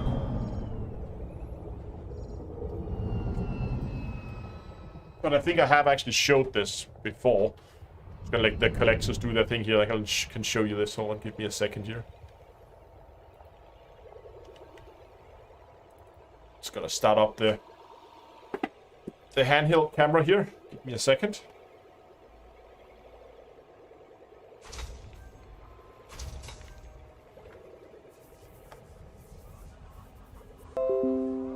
There we go. Now I can get this back, and this back, this back, this back. There we go. So, just gonna swap over here to the handheld camera. Ooh, see? That's mining, and there's you guys. Hello. No, so, all cables are neatly hidden up underneath the table there, out of the way for the bunnies. The only cable that is visible in that is down is the power cable, which you can see has been hidden off by this little like wooden. It's basically like a tunnel you can put up for the bunnies, but we use it now to block off the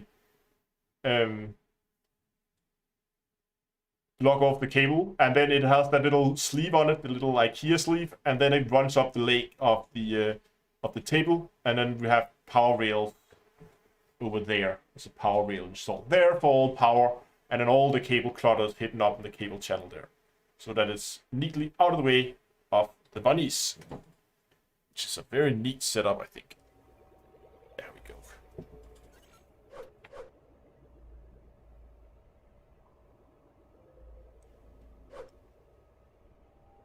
Get that camera shut off again. Switched all that power.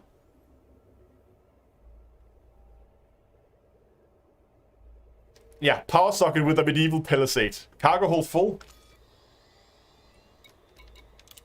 Well, it is. Dumping another 20 limpets.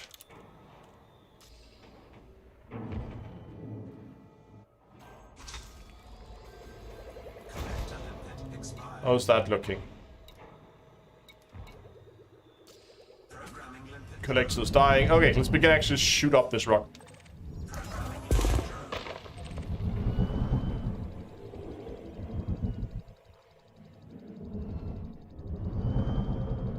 Well, I don't know where the bunnies are. They are not here right now. They're probably in the living room. Oh, wow. What? That missed? Okay.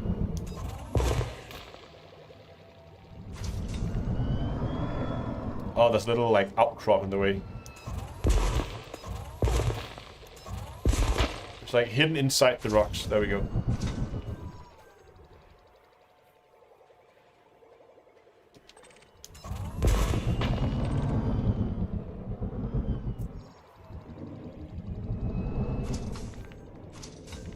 Yeah, buddy loosened my hope. Yeah, they run around roaming free.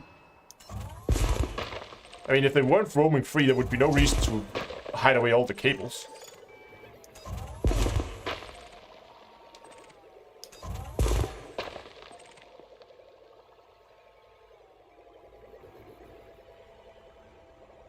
How has mining changed the last few months? Not really. I mean, the looks is slightly different in Odyssey, but other than that, it's pretty much the same.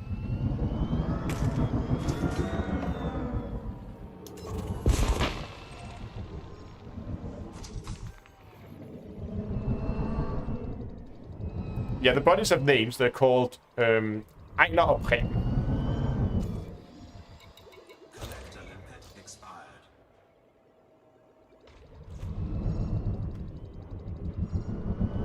Oh, should be one. Where is it? There it is. Last one.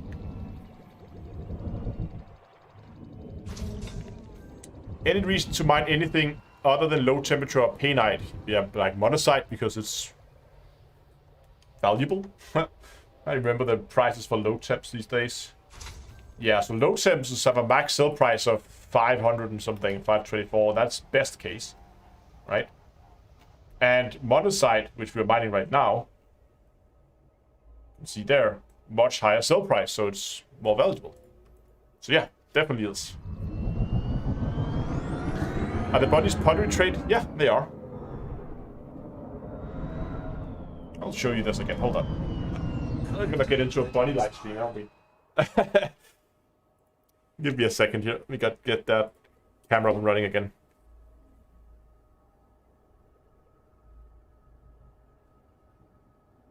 Where did I put the camera? Camera app. Camera app. There we go. Okay, nice. So, back on the handheld. Whee, okay, so bunnies just live here. So you can see they have like their little water bowl, they have their fruit, they have toys lying around, and there they have more hay. And they have the little thing where they can go and use that as a toilet if they need to. And then, yeah, more toys and pine cones and other stuff they can move around and play with if they want to. Oops, that's where the bunnies live. As you can see, they're not home right now.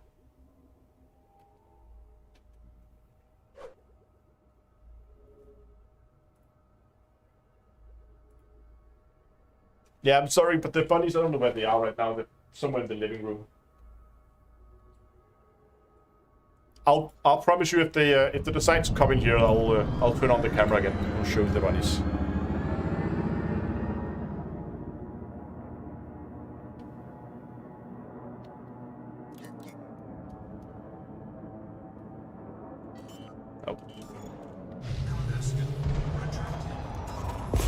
Oops. Yeah, some people. the best, I have my phone now I can use as a handheld camera. The problem with the body cam is it would take up quite a bit of space on the screen, and as you can see right now, they're not home, so it wouldn't be the most interesting part. How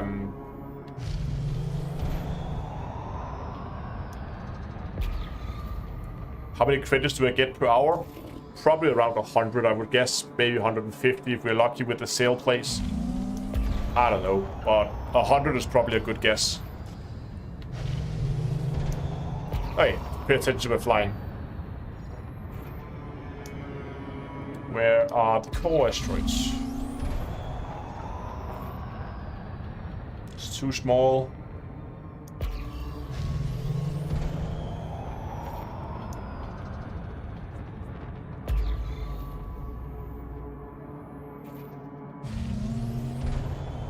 Oh.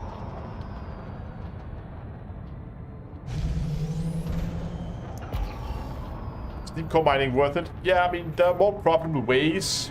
So basically, deep core mining has, I think, a lower entry point in terms of price for the ships you need, since you can do it relatively cheaply with a Python and be very effective at it.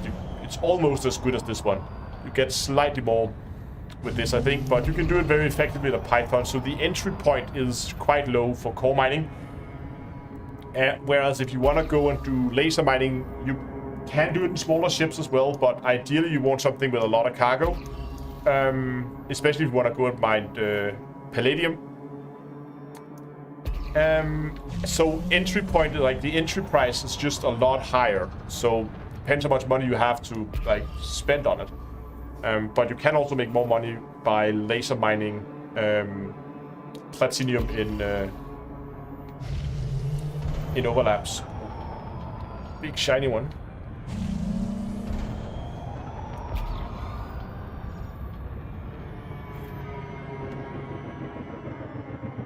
Hello.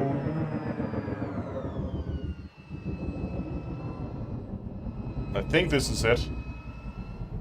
Just get this verified and find one of the fishes. Oh yeah, there's a fisher right there.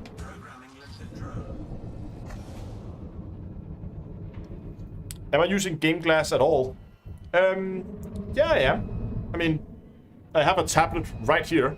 I don't have it online right now. But it depends what I'm doing, if I'm using GameGlass.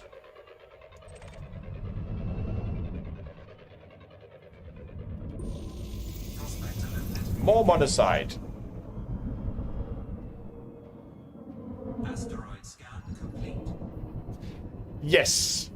Yeah, John, so, okay, so money-making wise, the most profitable you can do is painite laser mining in a triple painite hotspot. I still believe that is the most profitable way to make money when it comes to mining at this point in time. I think that is closely followed by laser mining painite in double overlaps, because I don't think we have a triple overlapping painite, but we have a number of double overlaps. Especially if you do map mining, then it's a lot quicker there. And then I think it is either core mining or just relocking the egg over and over again. That's also very profitable. But I think maybe core mining comes in third there. But I definitely think laser mining is the more profitable way to go at this point in time. Detonation sequence initiated. Are Void Opals still worth mining? Yeah, they're okay. But there are more valuable materials. Like monocyte is really good at right now. Again, that can change all the time. So right now monocyte is good. So we're mining monocyte. Optimal yields. Asteroid goes boom. 10 seconds.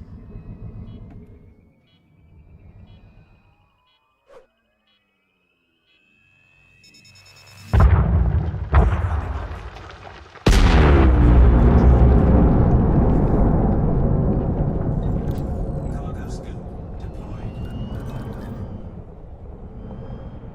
Wait for this to open up so we can actually go in and... Do I prefer Elite over Star Citizen? I would say the last couple of weeks have been a pretty dead heat.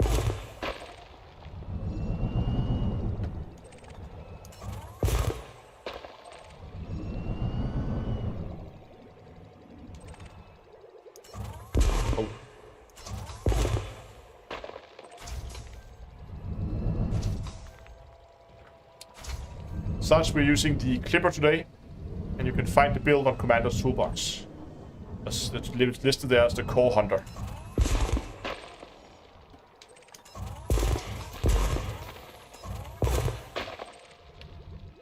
Collector limpet expired. Programming limpet drone.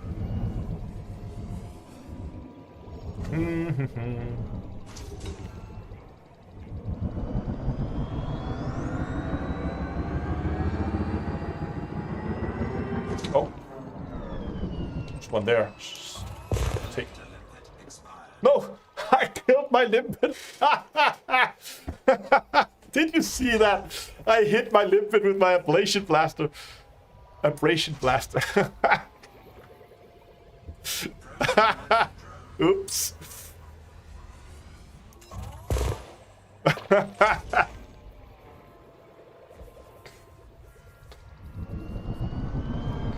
I have countless hours of mining, and I've never managed to hit a limpet with an abrasion blaster before.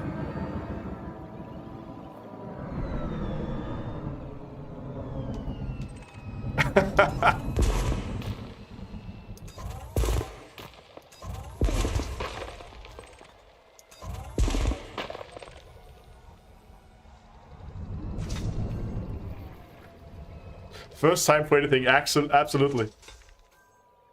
That takes true talent. Now I kind of want to try to do it again. Come on, limpet. There's a rock there. Come on.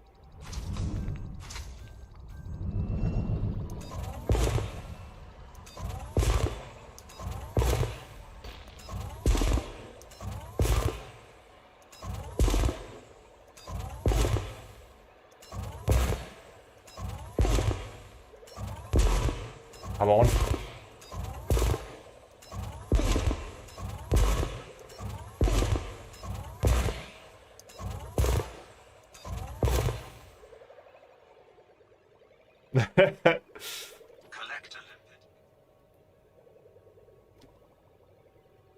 See, it's not easy even if you try to do it.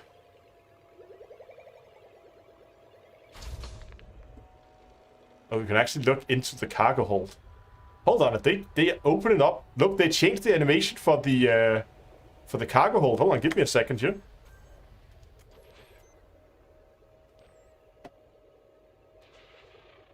Just get some light on that.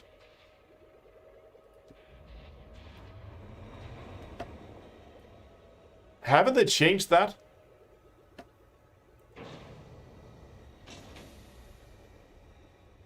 Oh, look at that.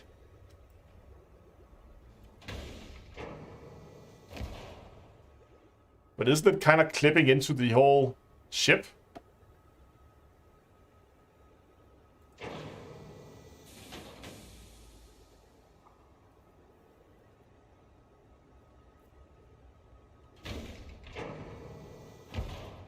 I like the animation, apart from the fact that the actual cargo hatch is clipping into the rest of the mesh.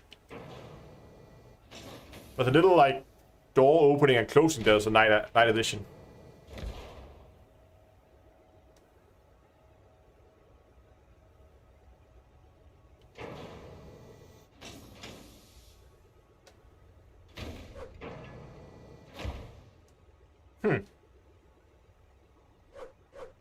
That's interesting.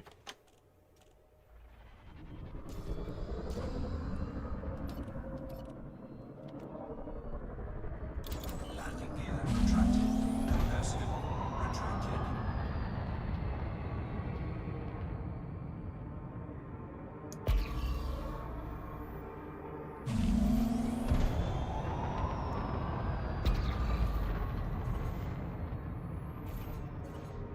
Oh.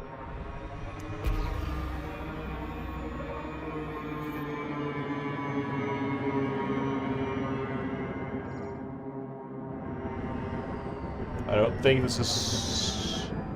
Oh, maybe, yeah, I think we're good. I think we're good. Yeah, we are. That's another one.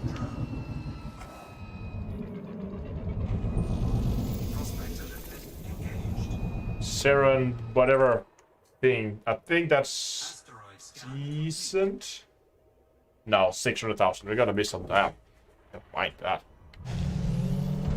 Monocyte is so easy to find out here. We might as well just keep going and just go for pure monocyte. I think I did mine some of it earlier, didn't I? Or was something else? Maybe. Yeah, it was.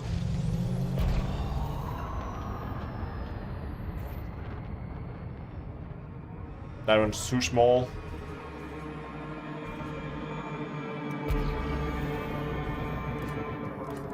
Oh, gives 2 engines. More speed. What about that one there? Oops. Nobody saw that.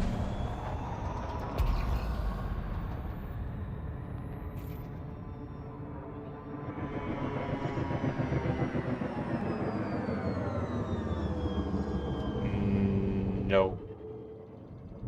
Nope. Nope. Nothing there.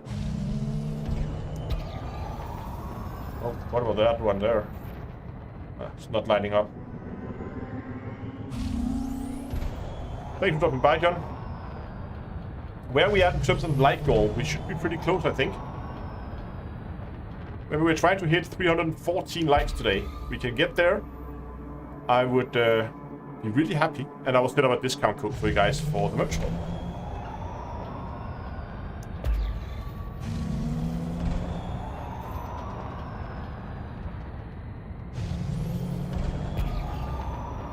Yeah, thanks for dropping by, Wizard. I'm not seeing anything at all. Those that light up there for a second. But the sizes was too big.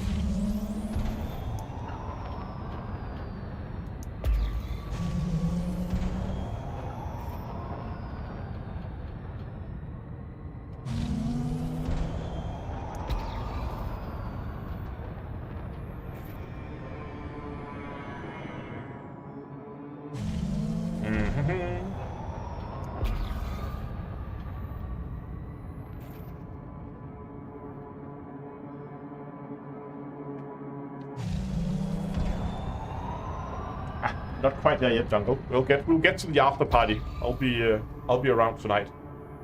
That's for sure. I also need to jump my feet carrier back. We're at okay.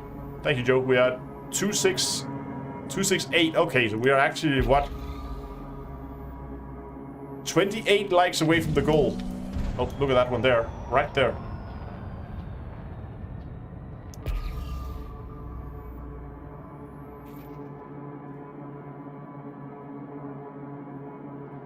Insane that you're in your hot tub streams.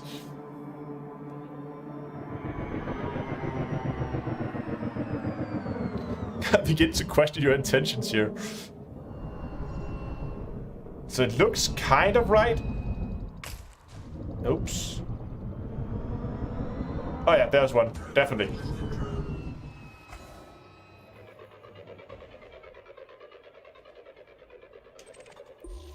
We have people over on Twitch saying, "Come on, light goal, that needs a new limpet bug." Absolutely.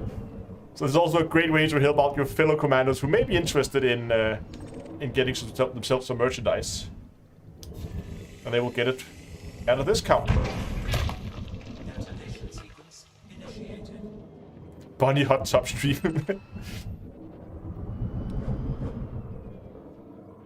And oh, look at that. That was close. We are basically one way, I think. Nope. Okay. This one will do it then. There we go. Detonation in 10 seconds. Did you use any head tracking devices? No. Problem, I mean, I have VR, of course, but the problem with head tracking is every time I look over on the other screen to read chat, I would, camera would go like that, right? So I look back and I look at chat and it would be like all over the place. So that's why I'm not using head tracking. I don't necessarily thing. And also, often when I'm... If you notice doing my videos, I will sometimes also look out to the side, and that's when I'm looking at my talking points. Oh, we're at -7 now? Limpet drone error. Deploy cargo hatch. Cargo scoop deployed. Did we reach the goal? Limpet drone. Programming limpet. Hold on, are we mining painite? Oh, we're mining painite. Ah, thank you. We don't want that, we're just gonna abandon this rock. Collector limpet expired. Oh, -7 as we are -7 away, got it.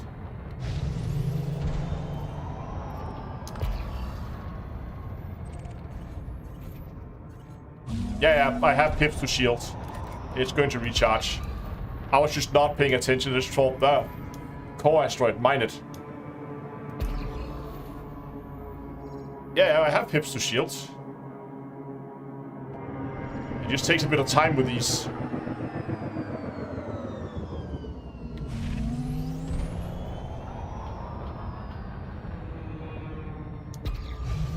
Oh. Oops. Too aggressive there.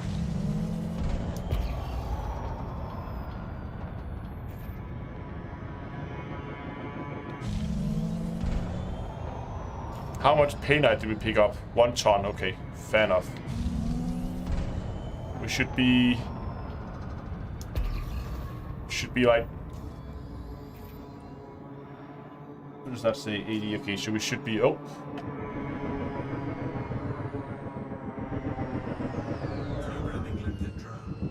I think 2 or 3 rocks away from having a full one. And that's gonna miss.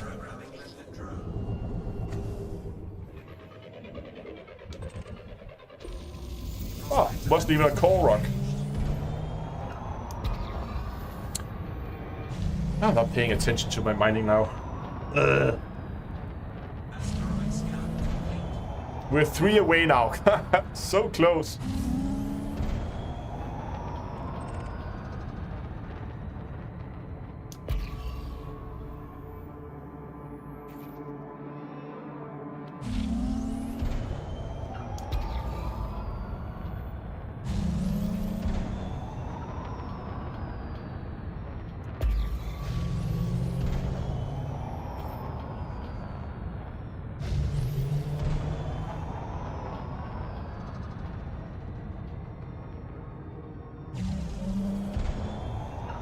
Hey, we had pi. Nice.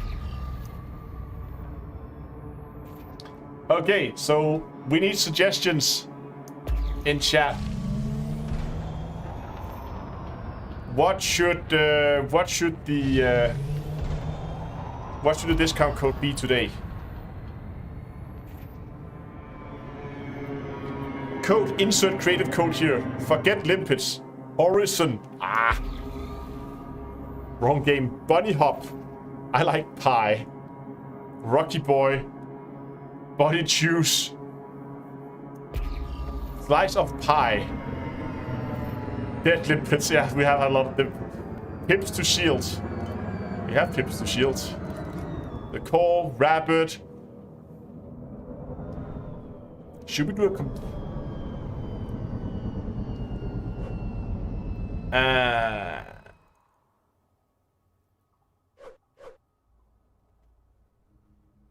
what about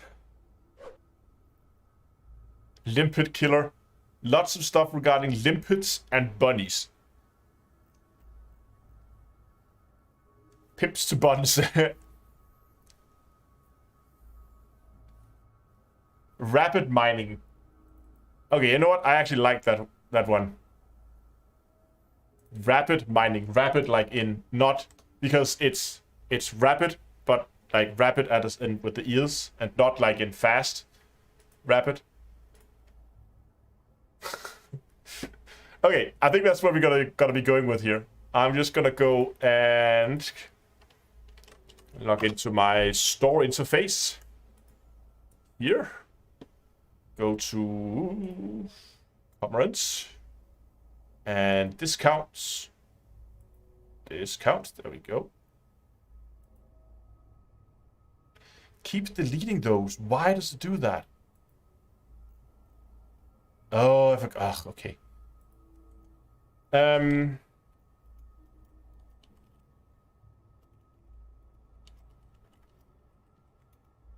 The live stream discount code. And the discount code is going to be rapid mining, which is going to give you 10% off any order. And the code is going to be valid until the end of the live stream. There we go. It is now up and running. So, if I go back here, I'm just going to quickly post it in chat. Rapid mining. If you go to d2eastore.com and use the discount code rapid mining, you get 10% off any order in the store where you get yourself, again, t-shirts. It's the one I have here.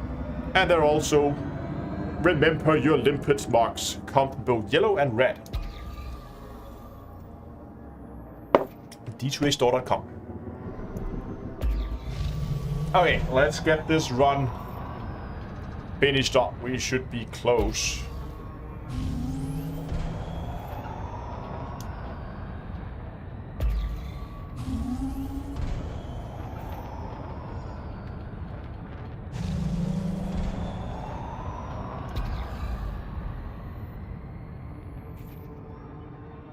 That is not a core.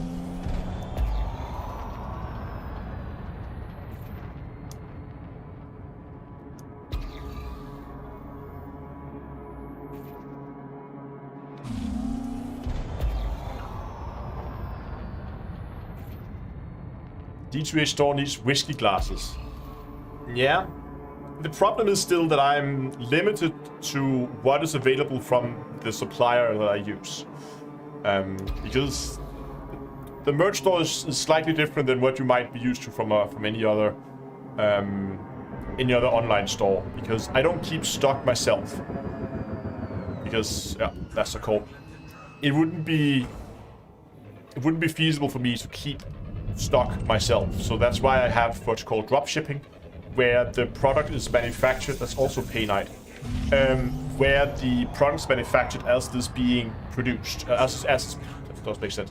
The product has been manufactured as it's ordered. So that means when you go in, you drop an order, only then is it actually sent out and being printed.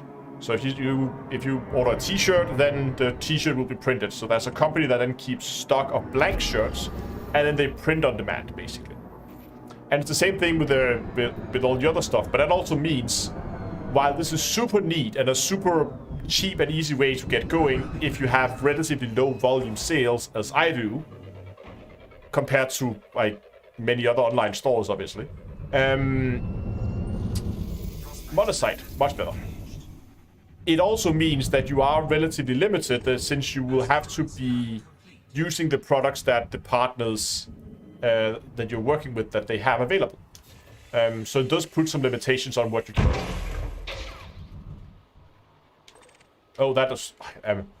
I'm really not paying attention right now. I'm just beginning to try and put them in surface deposits and... I don't know. I need sleep.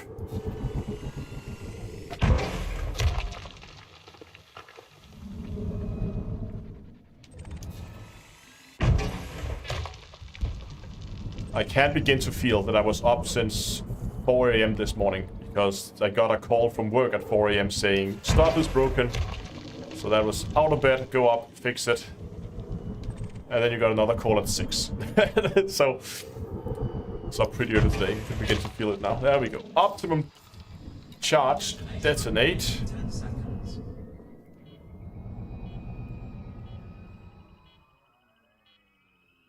Partner with Dutch eBay or Wish.com? No.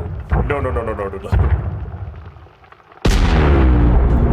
With the code restrictions, do you work from home? We are beginning to open up. And we have a thing like, I can't remember, like a certain percentage of people who can be back on the office. But we're not opening up fully after the summer vacation. 2 hours is not too bad. Not landing here. Cargo. Nope.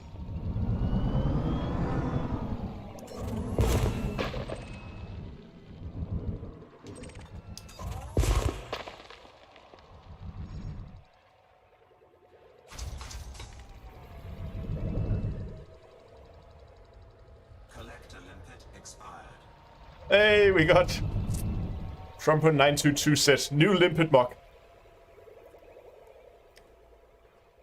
And another on its way. Nice. So now that you post that, it should begin to be manufactured pretty soon.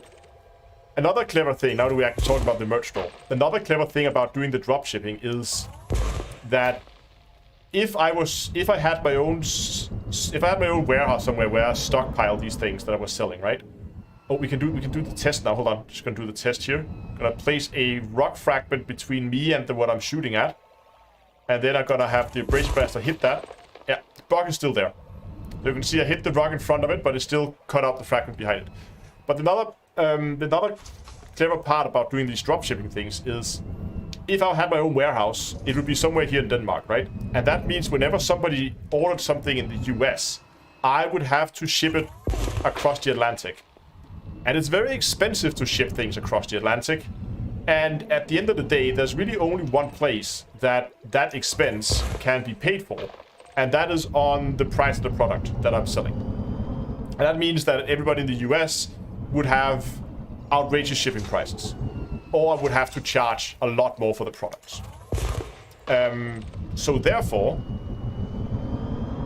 by using a manufacturer like the ones I'm using, they have manufacturing plants both in the EU and the US. So that means if you are in the US and you order something, the order is then sent to the US facilities and is produced in the US and also shipped from there. And that means that I can keep shipping prices down. And similar, of course, if you're ordering stuff in the EU, then it's produced here. So it will always be produced at the plant, at the manufacturing plant that is closest to the buyer's location, to reduce shipping costs. So it's very neat for something where you have a lot of international sales across the Atlantic.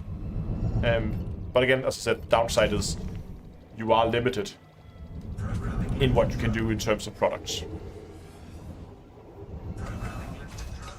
Can you walk on asteroids in Odyssey? Well, we can't disembark. Ship in motion.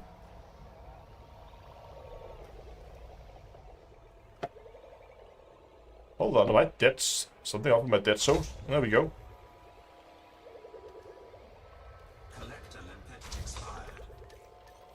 It still says ship in motion. Not sure if that's true. But you can't disembark in space. Okay, almost done. Getting close to full cargo again. 28 basically, plus the 3, plus the 2 now. So it's 30 tons left, so that should be about 2 more asteroids and we should be done.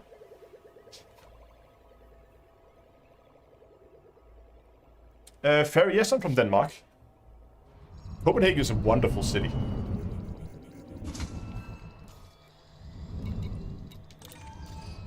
Why is that fragment not being picked up? What are you doing, little limpet? You're not very smart, are you? Oh. Do a little bit of... And... Shot is ruined. Next one.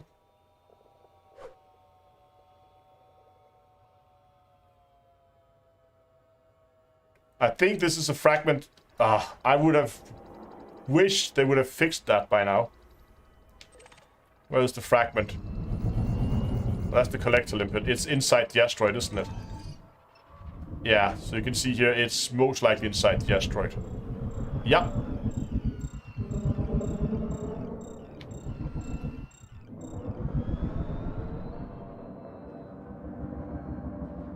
Was night vision working on my character in the bottom panel?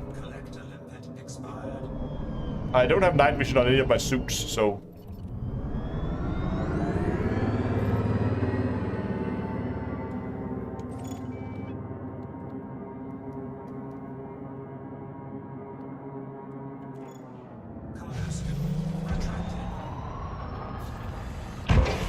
Oops. There we go.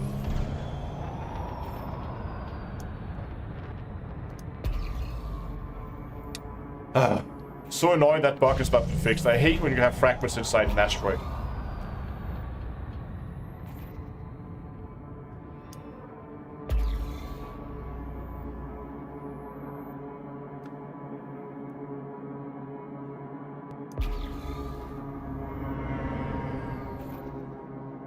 There's also one out there on the right. That should be interesting if this is not it. I don't think this is. It's not bright enough. Right?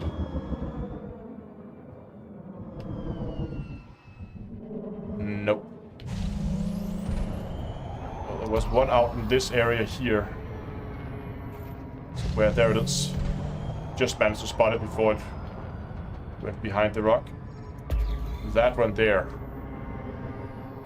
Hello?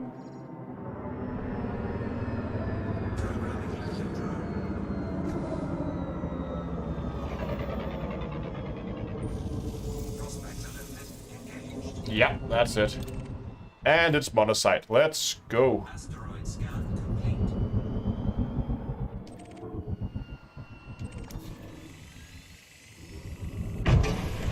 Bit of a steep angle, but we got it in. What about this one? Another high. Get to that. Nice. Be a little more careful now.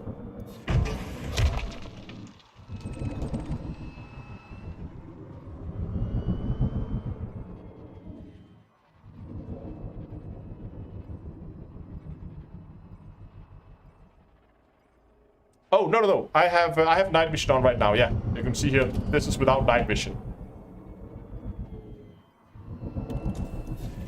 Oh, that might be too much. Oh, okay, it worked out. Perfect. Detonation in 10 seconds.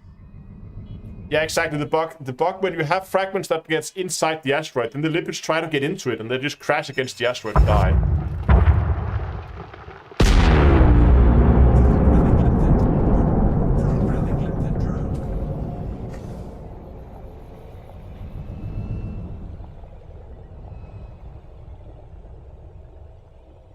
Yeah, you absolutely do. So that's the one of the only downsides to the Clipper.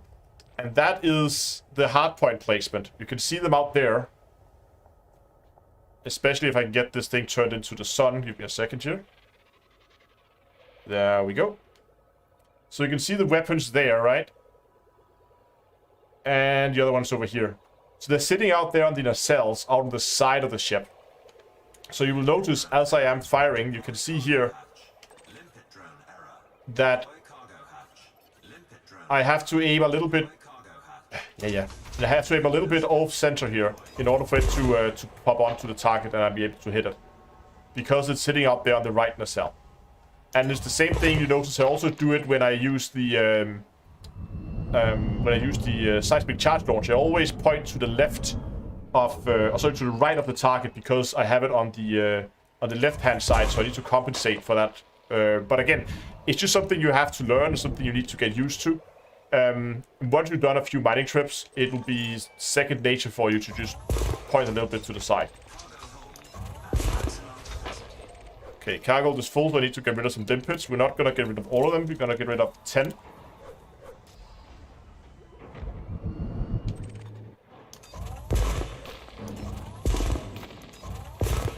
And the funny thing, even fixed weapons has a little bit of gimbling. You can see here that does jump in when you get close. There. So it does have a little bit of gimbling in them.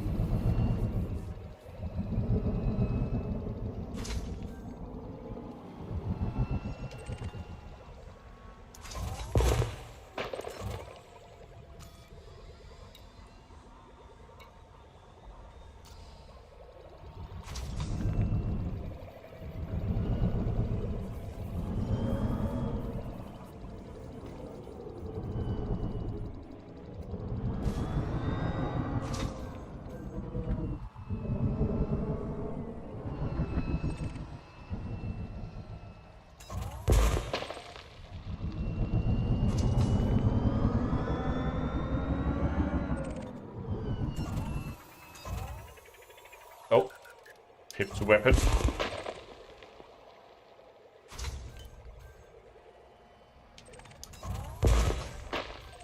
There we go. That should be the last one. Yep. Where are we at on cargo? Need 16 tons more. Okay, it's maybe a little ambitious to think we can get 16 tons from one. Should be doable if we're lucky, but... it's a little ambitious.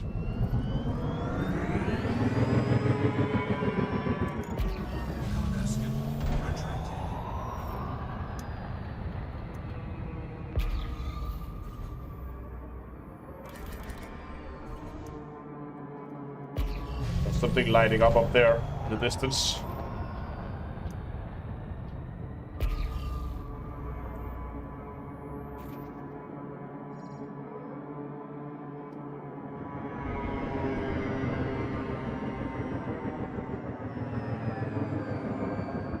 No. Shit, it's not quite right, is it? Ah, not bright enough. Oh, hello. That one's bright. Yeah, if I get a good with 15 fragments on the initial crack, then we might be able to get it. But that's gonna be very lucky.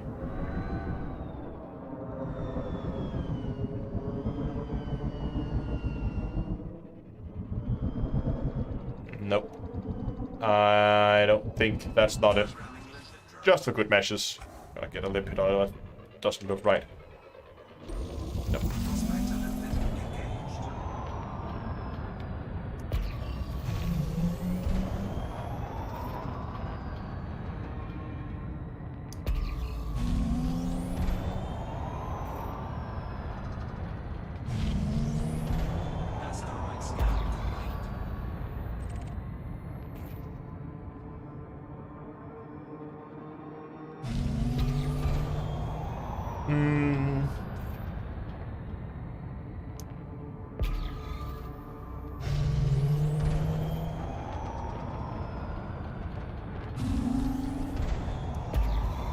Can't see anything.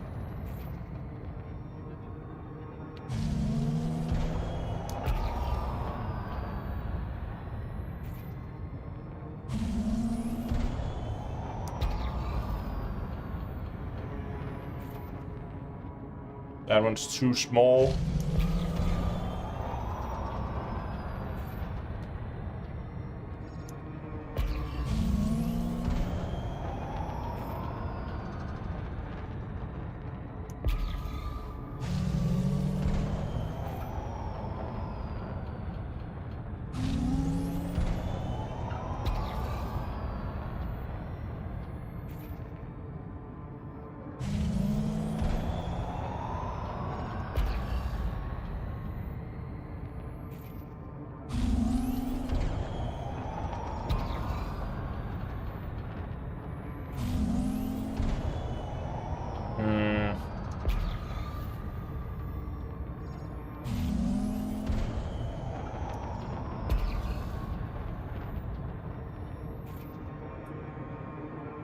Really not having a lot of luck right now.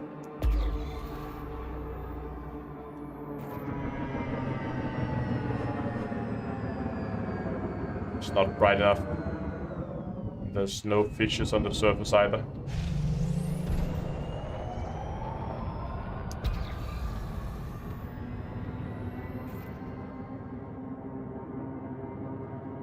What happens if you try to land on an unlandable planet? You get hit like by an exclusion zone, much like if you try to fly into a star. Same mechanic. You just get dropped out and you can't fly to it.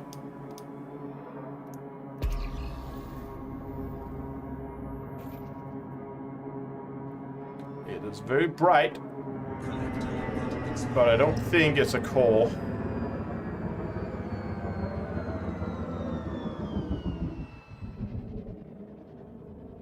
Once again, I see surface deposits, but I see no fissures on the surface here.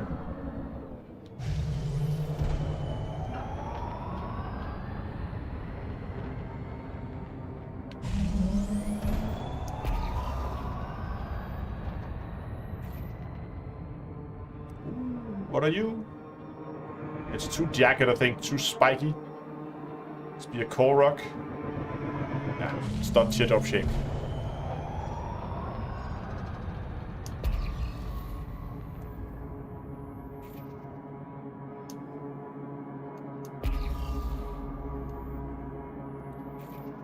Bye bye, Shadow. Thanks for dropping by. What do we have here? Oh.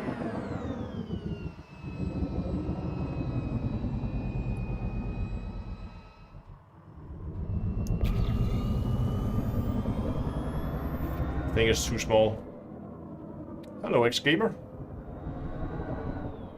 See, the shaders get these tricky ones that looks kind of right shape-wise. Papa, good evening. But, like, the brightness is there, the shape is there, the size is too small, and it's not a core.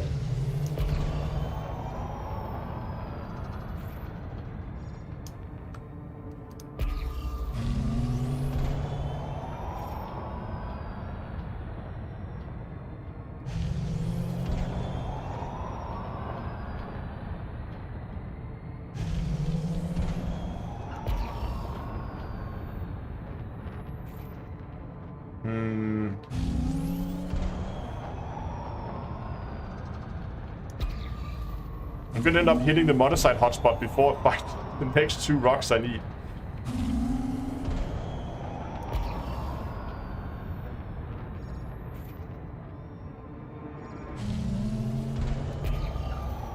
This is the first real, I was about to say, that's the first real, like, long pause we had where we haven't been consistently finding rocks. Look at that. Very bright. Oh, that's, this one looks good. Yeah, that's it. Let's just hope for monocyte. Okay, but that is also quite valuable, so we'll take it.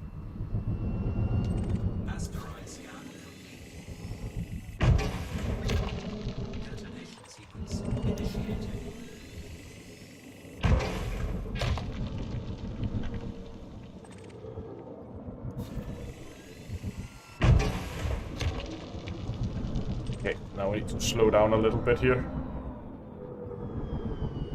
So you can see here, I talked about before, because it's sitting out there on the left of the cell, I'm aiming to the right of it so that I hit it in the center.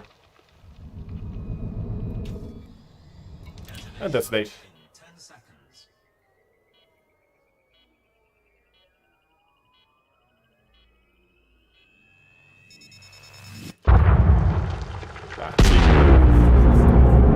Only 10 chunks this time.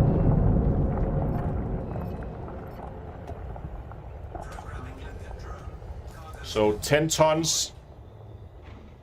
And we are still missing 11 plus 5, 16 tons of 10 fragments. So it's gonna be really close, but I don't think it's gonna be enough.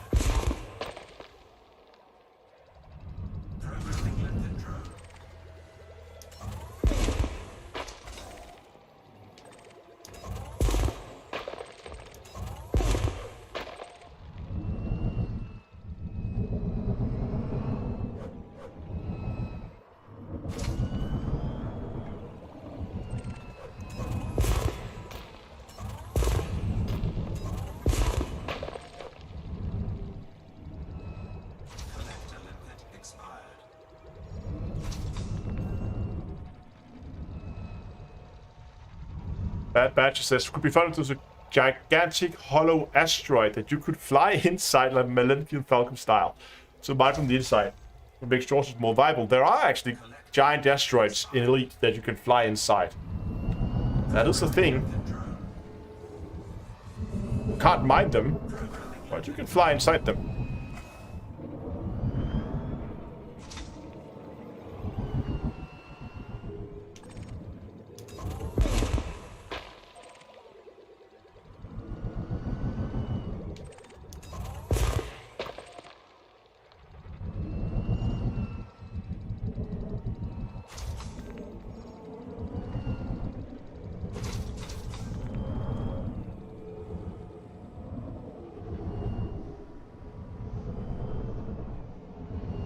Yeah, but you know, coal mining is not the most profitable one. Yeah, exactly, Joe. They've been they're building stations inside the asteroid, so you can fly in there and dock.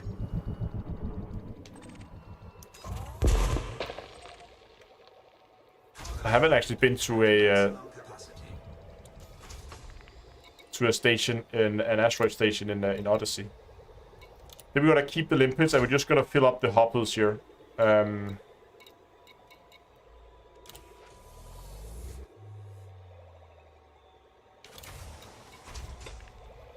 Gotta get rid of the muscovite as well, even though we're not really finding any muscovite here. Keep that monazite there. We'll just basically fill up as many hoppers as we can. Oh, I still miss one there.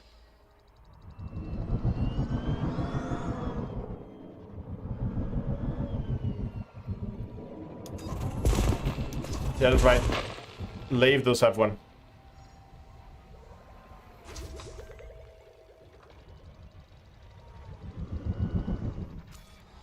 So I need to eject at least one limpet.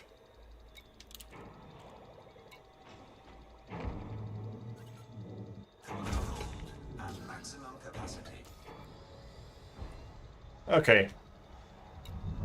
Nice. So we need 6 more tons, and we're pretty much done. So whatever we find is like half a rock. You don't need to use the abrasion blasters in the next one.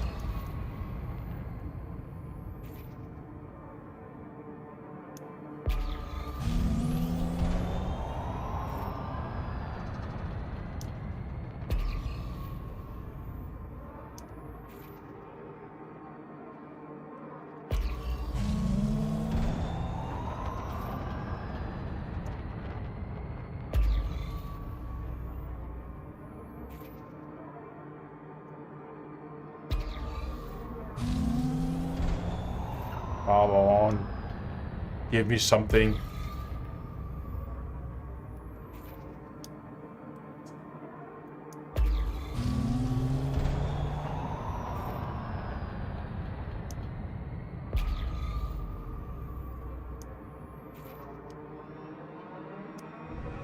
Nope, that's not it. Okay, see you guys. A few people logging over on Twitch. See, there's another one of those sneaky rocks. Terry M, thanks a lot for the super chats. So I'm gonna need you to actually start finding good rocks. Doing my very best. Oh, well, that one there.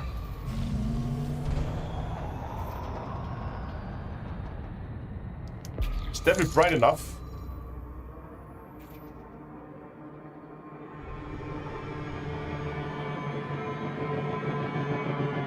Yeah, that's it.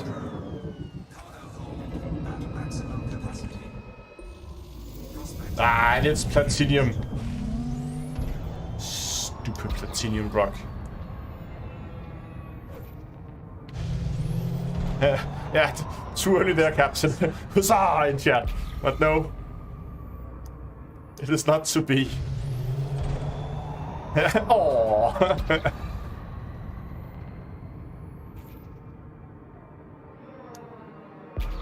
I don't think that one's bright enough. Oh, maybe. Got brighter.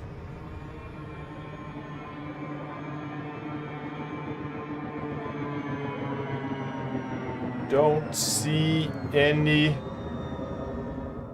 I don't see any fishes on the surface.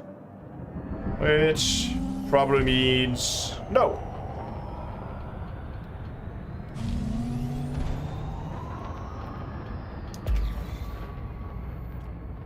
How dark is it here when I turn this off? Okay, it's actually doable without night vision now.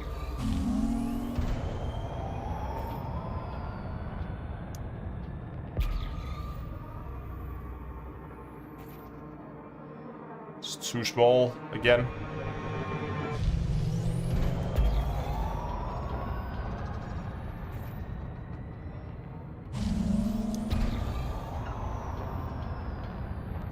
Mega, it is a... Oh, there. Look at that.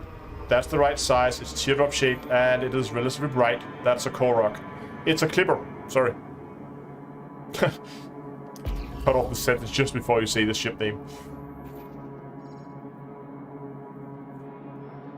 Yeah, that's definitely it. And oh, that right in front of us there was, so that's another one. Well, that was like a surface deposit, last one. But, monocyte, there we go. Woohoo! Got it.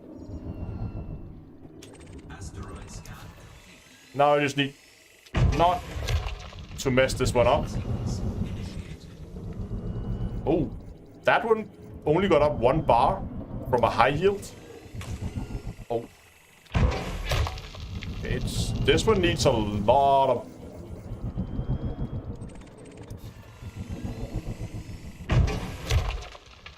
There we go.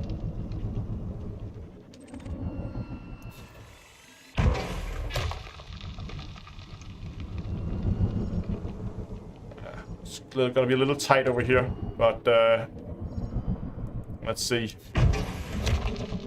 Optimum yields. There we go. Oh. Detonation in 10 seconds.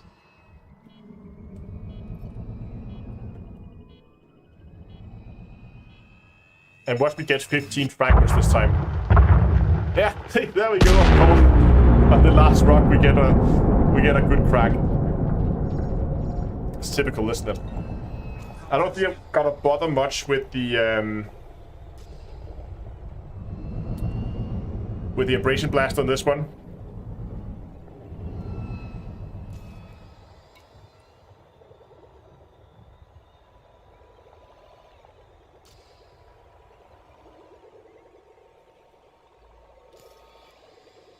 I'm just gonna let the limpets. Sim says, eagerly waiting on limpet mock. You're very welcome, thanks a lot. Okay, so that's already full now, so now we need to get rid of, we're just gonna get rid of limpets like 2 to start with, so we have some extra we can deploy if need be. Also, we're gonna jettison and empty that hopper there. So we can carry more.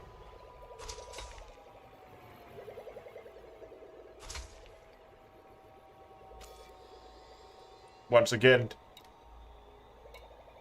everything is full. Gonna abandon the last 2 limpets. That's gonna fill up my cargo hold. So now we just need to fill up the bins, which we have. So the only thing we could do, if we wanted to make slightly more money, was we could jettison these because they are less valuable than the monocyte. So since we have extra monocyte, hey, Buck Rabbit is here with 11 of his friends. Welcome, guys. It actually reminds me something about bunnies we need to do.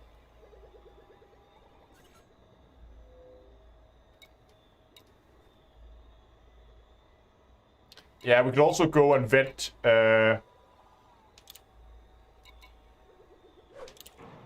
abandon the Painite.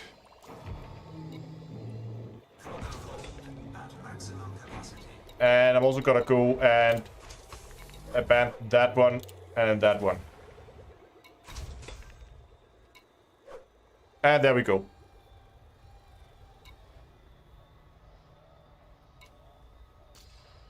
That is as good as it's gonna get.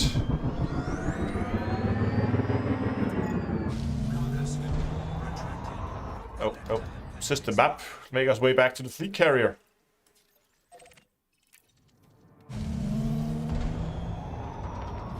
Where can you find my ship builds? You can find my ship builds on the commander's toolbox.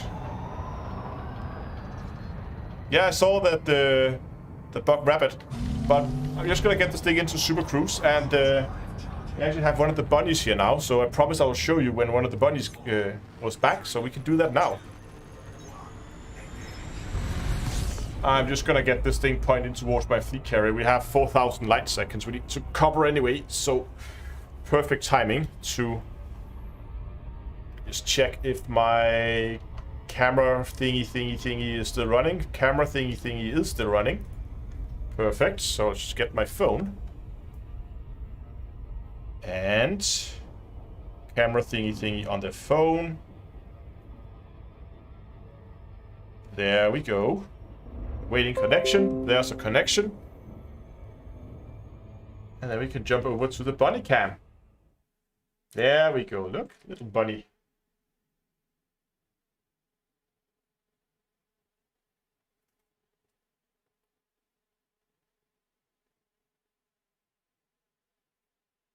This is Preben, by the way.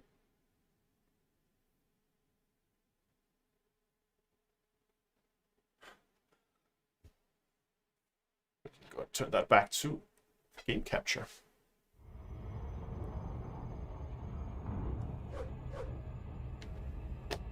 There we go.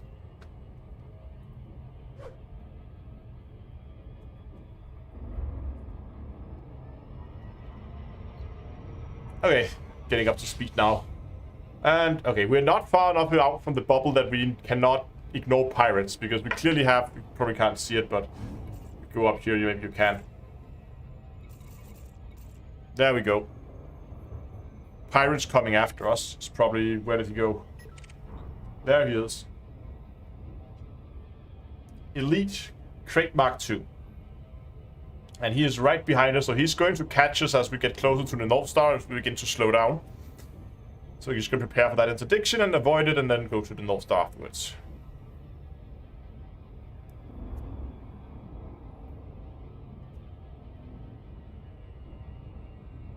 I don't know, can you do like a Maverick on the NPCs? I'm just going to try that actually. What happens if we pull up sharply?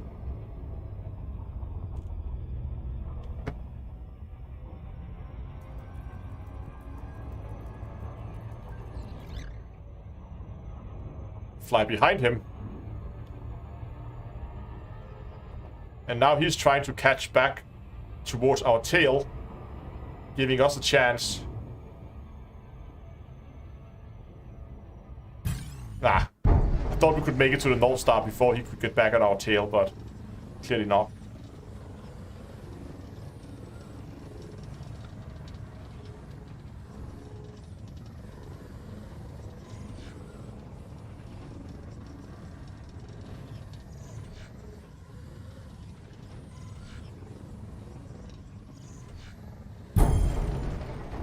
There we go.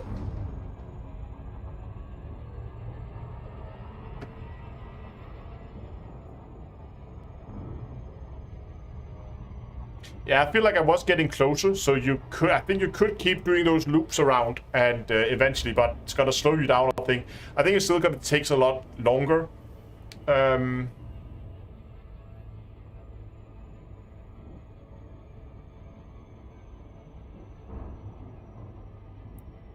it would to just avoid the interdiction altogether.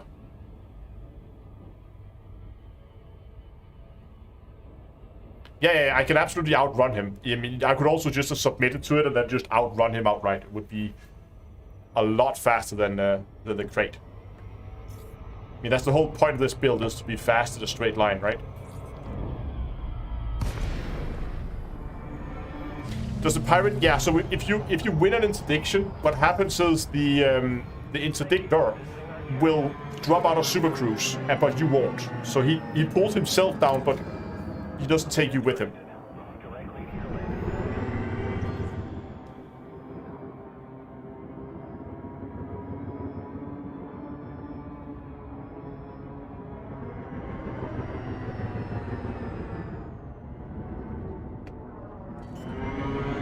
Oh, forgot. Imperial ship, and they're drifting here. Ah!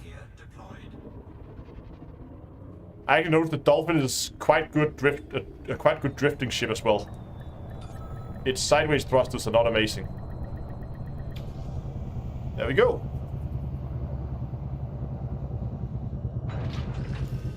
Touchdown. Ship is secure. Welcome, Commander. Transfer. Transfer all. And then the stuff we had in the refinery. Transfer that as well. Nice, there we go.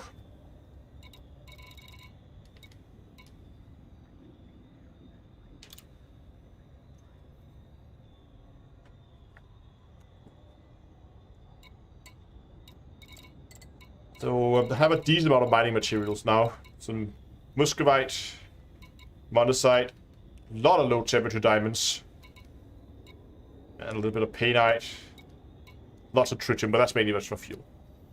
Okay. I think that was a successful mining trip. It was nice being back out in the rings again. I really have missed that with all the stuff going on. All with Odyssey. So it was nice just getting back out and do a little bit of mining. I'm just going to send the fleet carrier back home again. So we're just going to send this back to... I should have a bookmark on LP. There it is.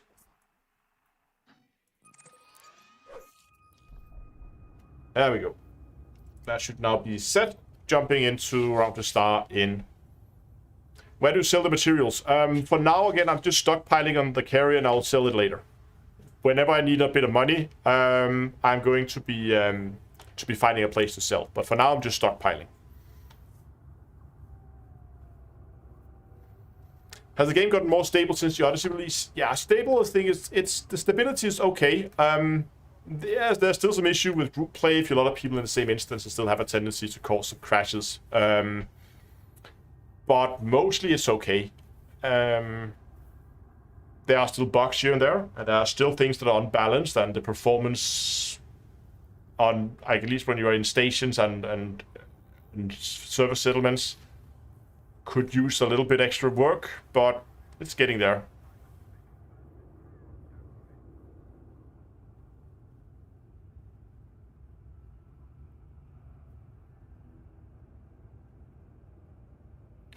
Now that you have to go back to the office, you can't catch the live streams. At least not in live anyway. There's always the VOD afterwards. I know it's not the same as being here doing live streams, but yeah. But anyway, that's going to be it for today. But remember that we are going to, right after this live stream, we're going to start the after party over on Discord. Because usually when it's not too late, I will be, or there will be a lot of people who will be hanging out over on Discord. Just have a laugh, chat, bit of fun, you know, hang out. It's a nice place to be. People hang out there a lot of different evenings. Last night we were playing some Star Citizen over there, and we found a pirate, and we ganged up on, like, I think we ended up being 5 people chasing him around the system for like half an hour or something. It was a ton of fun. He ended up getting away, but everybody was just like GG in chat. It was a fun evening. Even the pirate, he had fun as well. So everybody was happy. It was a good evening. But yeah, we also just, you know, hang out. If you want to have people to talk to while you're flying out there doing your mining exploration, or just want to come by. It's a nice place, and it's usually a ton of fun. That's all happening on Discord here right after the live stream. And you can find that at discord.d2a.com. Also remember that there is still the code for the merch store, which is rapid mining. Rapid as in the little cute things with ears, and then mining. It should be in chat now, right now. So if you go to d2astore.com, you can get 10% off any orders, and that code is going to last for like 15-20 minutes, and then I'm going to take it down here after the live stream is done. And then finally, of course, if you haven't already, go down and subscribe to the channel. I would really appreciate that. And if you want to support the channel, you can do that in 2 different places. You can do it through Streamlabs for one-time donations. You can find that at tip.d2a.com. Or you can support at a recurring basis through Patreon, which you can find at patreon.d2a.com. And patrons, of course, always get a discount at the merch store. Bad Badger says, just brought a hat. Wonderful. Like a cap or beanie kind of hat.